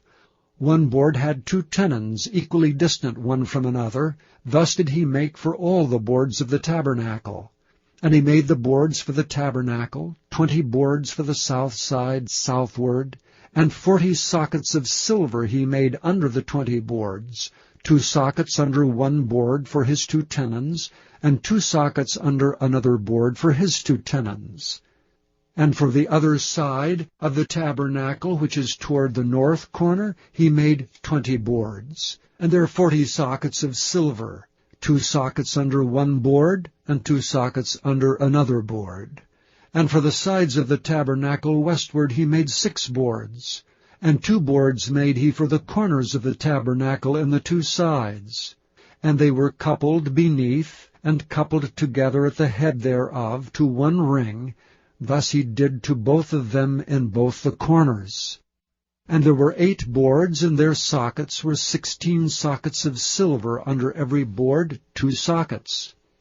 And he made bars of shittim wood, 5 for the boards of the one side of the tabernacle, and 5 bars for the boards on the other side of the tabernacle, and 5 bars for the boards of the tabernacle for the sides westward. And he made the middle bar to shoot through the boards from the one end to the other.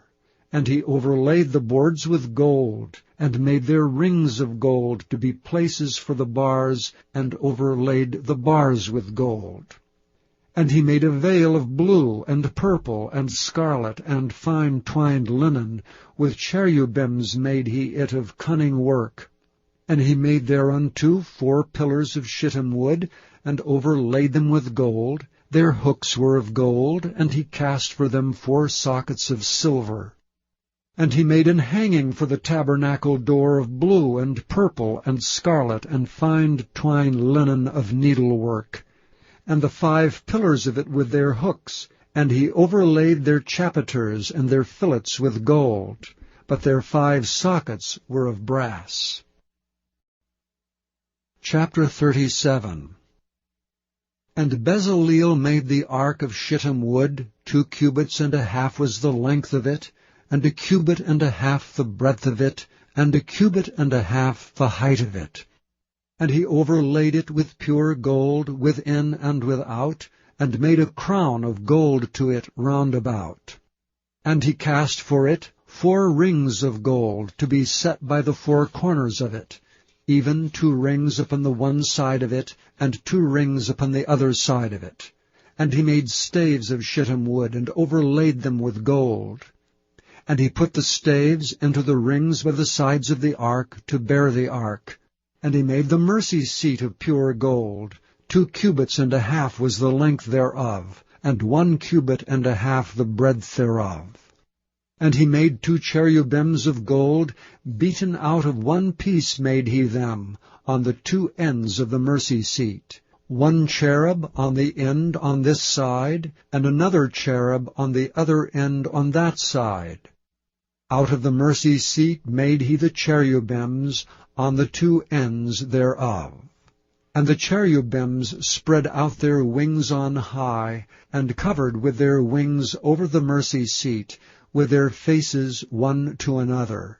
Even to the mercy seatward were the faces of the cherubims. And he made the table of shittim wood. 2 cubits was the length thereof, and 1 cubit the breadth thereof, and 1 cubit and a half the height thereof.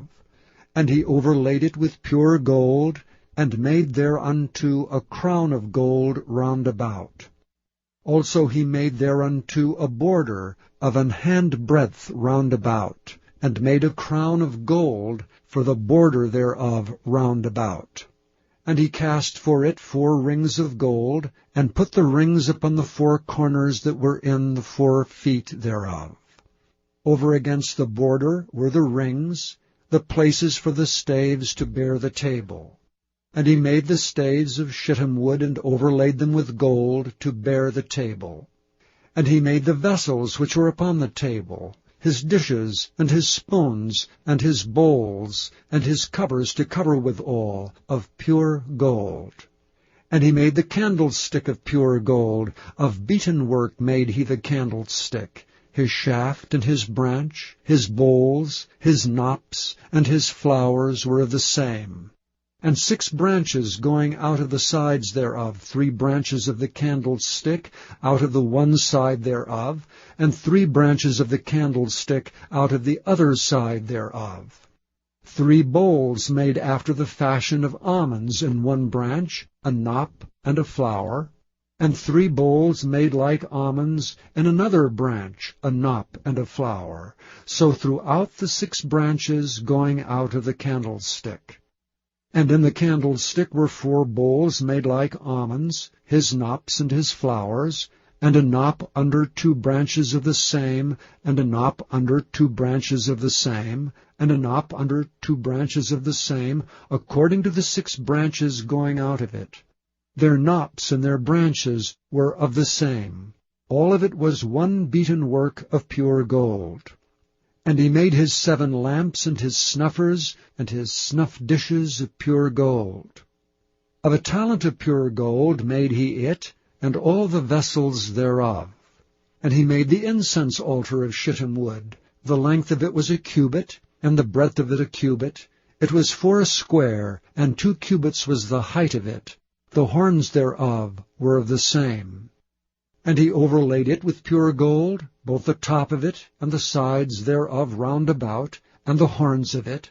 Also he made unto it a crown of gold round about. And he made 2 rings of gold for it under the crown thereof, by the 2 corners of it, upon the 2 sides thereof, to be places for the staves to bear it withal.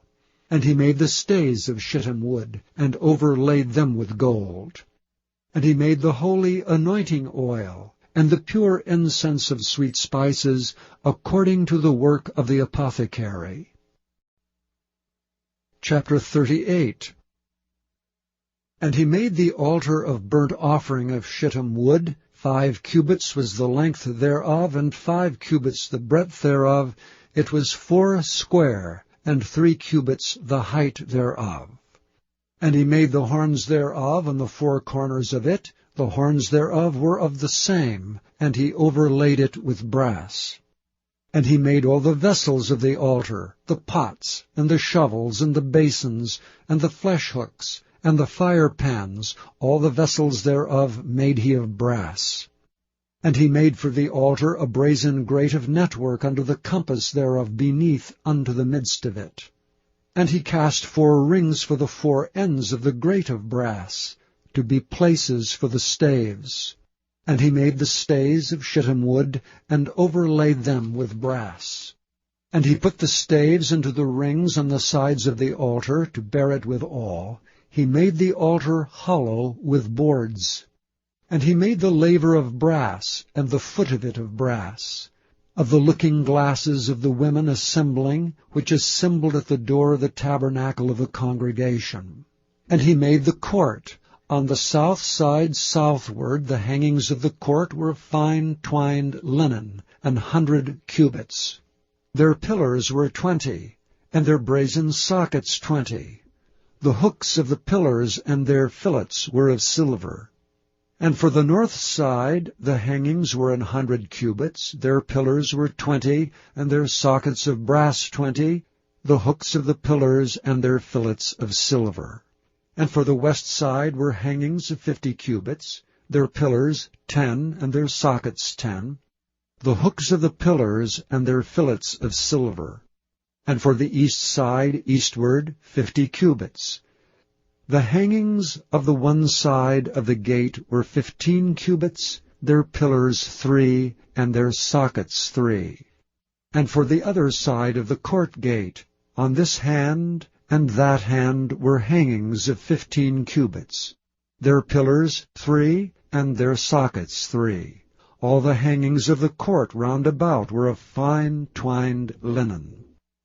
And the sockets for the pillars were of brass, the hooks of the pillars and their fillets of silver, and the overlaying of their chapiters of silver, and all the pillars of the court were filleted with silver. And the hanging for the gate of the court was needlework, of blue and purple and scarlet, and fine twined linen, and 20 cubits was the length, and the height in the breadth was 5 cubits, answerable to the hangings of the court. And their pillars were 4, and their sockets of brass 4, their hooks of silver, and the overlaying of their chapiters and their fillets of silver. And all the pins of the tabernacle and of the court round about were of brass. This is the sum of the tabernacle, even of the tabernacle of testimony, as it was counted according to the commandment of Moses, for the service of the Levites by the hand of Ithamar, son to Aaron the priest. And Bezaleel the son of Uri, the son of Hur, of the tribe of Judah, made all that the Lord commanded Moses. And with him was Aholiab, son of Ahisamach of the tribe of Dan, an engraver, and a cunning workman, and an embroiderer in blue and in purple, and in scarlet and fine linen. All the gold that was occupied for the work and all the work of the holy place even the gold of the offering, was 29 talents, and 730 shekels after the shekel of the sanctuary. And the silver of them that were numbered of the congregation was 100 talents, and 1,760 shekels after the shekel of the sanctuary. A beka for every man, that is half a shekel, after the shekel of the sanctuary, for every one that went to be numbered, from 20 years old and upward, for 600,000 and 3,550 men. And of the 100 talents of silver were cast the sockets of the sanctuary, and the sockets of the veil, and 100 sockets of the 100 talents, a talent for a socket. And of the 1,775 shekels he made hooks for the pillars, and overlaid their chapiters, and filleted them. And the brass of the offering was 70 talents, and 2,400 shekels. And therewith he made the sockets to the door of the tabernacle of the congregation, and the brazen altar, and the brazen grate for it, and all the vessels of the altar, and the sockets of the court round about, and the sockets of the court gate, and all the pins of the tabernacle, and all the pins of the court round about. Chapter 39.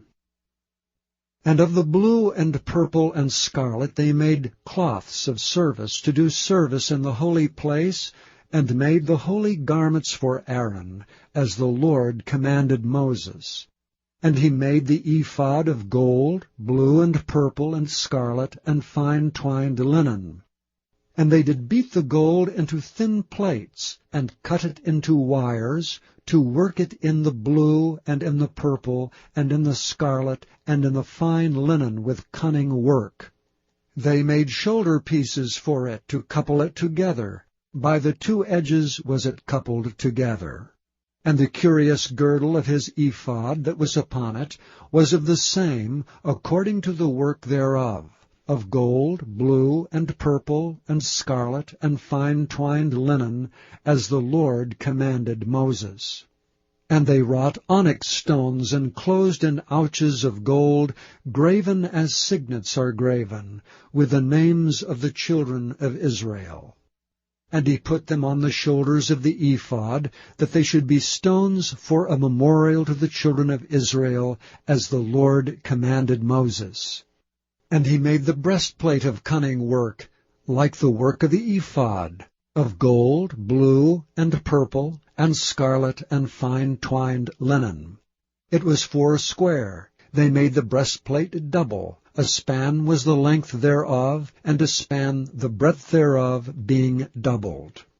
And they set in it 4 rows of stones. The first row was a sardius, a topaz, and a carbuncle. This was the first row. And the second row, an emerald, a sapphire, and a diamond. And the third row, a ligure, and agate, and an amethyst. And the fourth row, a beryl, and onyx, and a jasper. They were enclosed in ouches of gold in their enclosings. And the stones were according to the names of the children of Israel, 12, according to their names, like the engravings of the signet, every one with his name according to the 12 tribes. And they made upon the breastplate chains at the ends of wreathen work, of pure gold. And they made 2 ouches of gold, and 2 gold rings, and put the 2 rings in the 2 ends of the breastplate. And they put the 2 wreathen chains of gold in the 2 rings on the ends of the breastplate. And the 2 ends of the 2 wreathen chains they fastened in the 2 ouches, and put them on the shoulder pieces of the ephod before it. And they made 2 rings of gold, and put them on the 2 ends of the breastplate, upon the border of it, which was on the side of the ephod inward. And they made 2 other golden rings, and put them on the 2 sides of the ephod, underneath toward the forepart of it, over against the other coupling thereof, above the curious girdle of the ephod. And they did bind the breastplate by his rings under the rings of the ephod with a lace of blue, that it might be above the curious girdle of the ephod, and that the breastplate might not be loosed from the ephod, as the Lord commanded Moses. And he made the robe of the ephod of woven work, all of blue. And there was an hole in the midst of the robe, as the hole of an habergeon, with a band round about the hole, that it should not rend.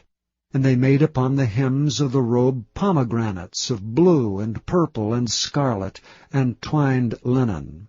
And they made bells of pure gold, and put the bells between the pomegranates upon the hem of the robe, round about between the pomegranates. A bell and a pomegranate, a bell and a pomegranate, round about the hem of the robe to minister in, as the Lord commanded Moses. And they made coats of fine linen of woven work for Aaron and for his sons, and a mitre of fine linen, and goodly bonnets of fine linen, and linen breeches of fine twined linen, and a girdle of fine twined linen, and blue, and purple, and scarlet, of needlework, as the Lord commanded Moses. And they made the plate of the holy crown of pure gold, and wrote upon it a writing like to the engravings of a signet, Holiness to the Lord. And they tied unto it a lace of blue, to fasten it on high upon the mitre, as the Lord commanded Moses. Thus was all the work of the tabernacle of the tent of the congregation finished. And the children of Israel did according to all that the Lord commanded Moses, so did they. And they brought the tabernacle unto Moses, the tent and all his furniture, his taches, his boards, his bars, and his pillars, and his sockets, and the covering of rams' skins dyed red, and the covering of badgers' skins, and the veil of the covering, the ark of the testimony, and the staves thereof, and the mercy seat, the table, and all the vessels thereof, and the showbread, the pure candlestick, with the lamps thereof, even with the lamps to be set in order, and all the vessels thereof, and the oil for light, and the golden altar, and the anointing oil, and the sweet incense, and the hanging for the tabernacle door, and the brazen altar, and his grate of brass, his staves, and all his vessels, the laver and his foot, the hangings of the court, his pillars, and his sockets, and the hanging for the court gate, his cords and his pins, and all the vessels of the service of the tabernacle for the tent of the congregation, the cloths of service to do service in the holy place, and the holy garments for Aaron the priest, and his sons' garments to minister in the priest's office, according to all that the Lord commanded Moses, so the children of Israel made all the work. And Moses did look upon all the work, and behold, they had done it as the Lord had commanded, even so had they done it. And Moses blessed them. Chapter 40. And the Lord spake unto Moses, saying, On the 1st day of the 1st month shalt thou set up the tabernacle of the tent of the congregation. And thou shalt put therein the ark of the testimony, and cover the ark with the veil. And thou shalt bring in the table, and set in order the things that are to be set in order upon it. And thou shalt bring in the candlestick, and light the lamps thereof. And thou shalt set the altar of gold for the incense before the ark of the testimony, and put the hanging of the door to the tabernacle. And thou shalt set the altar of the burnt offering before the door of the tabernacle of the tent of the congregation. And thou shalt set the laver between the tent of the congregation and the altar, and shalt put water therein. And thou shalt set up the court round about, and hang up the hanging at the court gate. And thou shalt take the anointing oil, and anoint the tabernacle, and all that is therein, and shalt hallow it, and all the vessels thereof, and it shall be holy. And thou shalt anoint the altar of the burnt offering, and all his vessels, and sanctify the altar, and it shall be an altar most holy. And thou shalt anoint the laver and his foot, and sanctify it. And thou shalt bring Aaron and his sons unto the door of the tabernacle of the congregation, and wash them with water. And thou shalt put upon Aaron the holy garments, and anoint him, and sanctify him, that he may minister unto me in the priest's office. And thou shalt bring his sons, and clothe them with coats. And thou shalt anoint them, as thou didst anoint their father, that they may minister unto me in the priest's office. For their anointing shall surely be an everlasting priesthood throughout their generations. Thus did Moses, according to all that the Lord commanded him, so did he. And it came to pass in the 1st month of the 2nd year, on the 1st day of the month, that the tabernacle was reared up. And Moses reared up the tabernacle, and fastened his sockets, and set up the boards thereof, and put in the bars thereof, and reared up his pillars. And he spread abroad the tent over the tabernacle, and put the covering of the tent above upon it, as the Lord commanded Moses. And he took and put the testimony into the ark, and set the staves on the ark, and put the mercy seat above upon the ark. And he brought the ark into the tabernacle, and set up the veil of the covering, and covered the ark of the testimony, as the Lord commanded Moses. And he put the table in the tent of the congregation upon the side of the tabernacle northward, without the veil. And he set the bread in order upon it before the Lord, as the Lord had commanded Moses. And he put the candlestick in the tent of the congregation over against the table, on the side of the tabernacle southward. And he lighted the lamps before the Lord, as the Lord commanded Moses. And he put the golden altar in the tent of the congregation before the veil, and he burnt sweet incense thereon, as the Lord commanded Moses.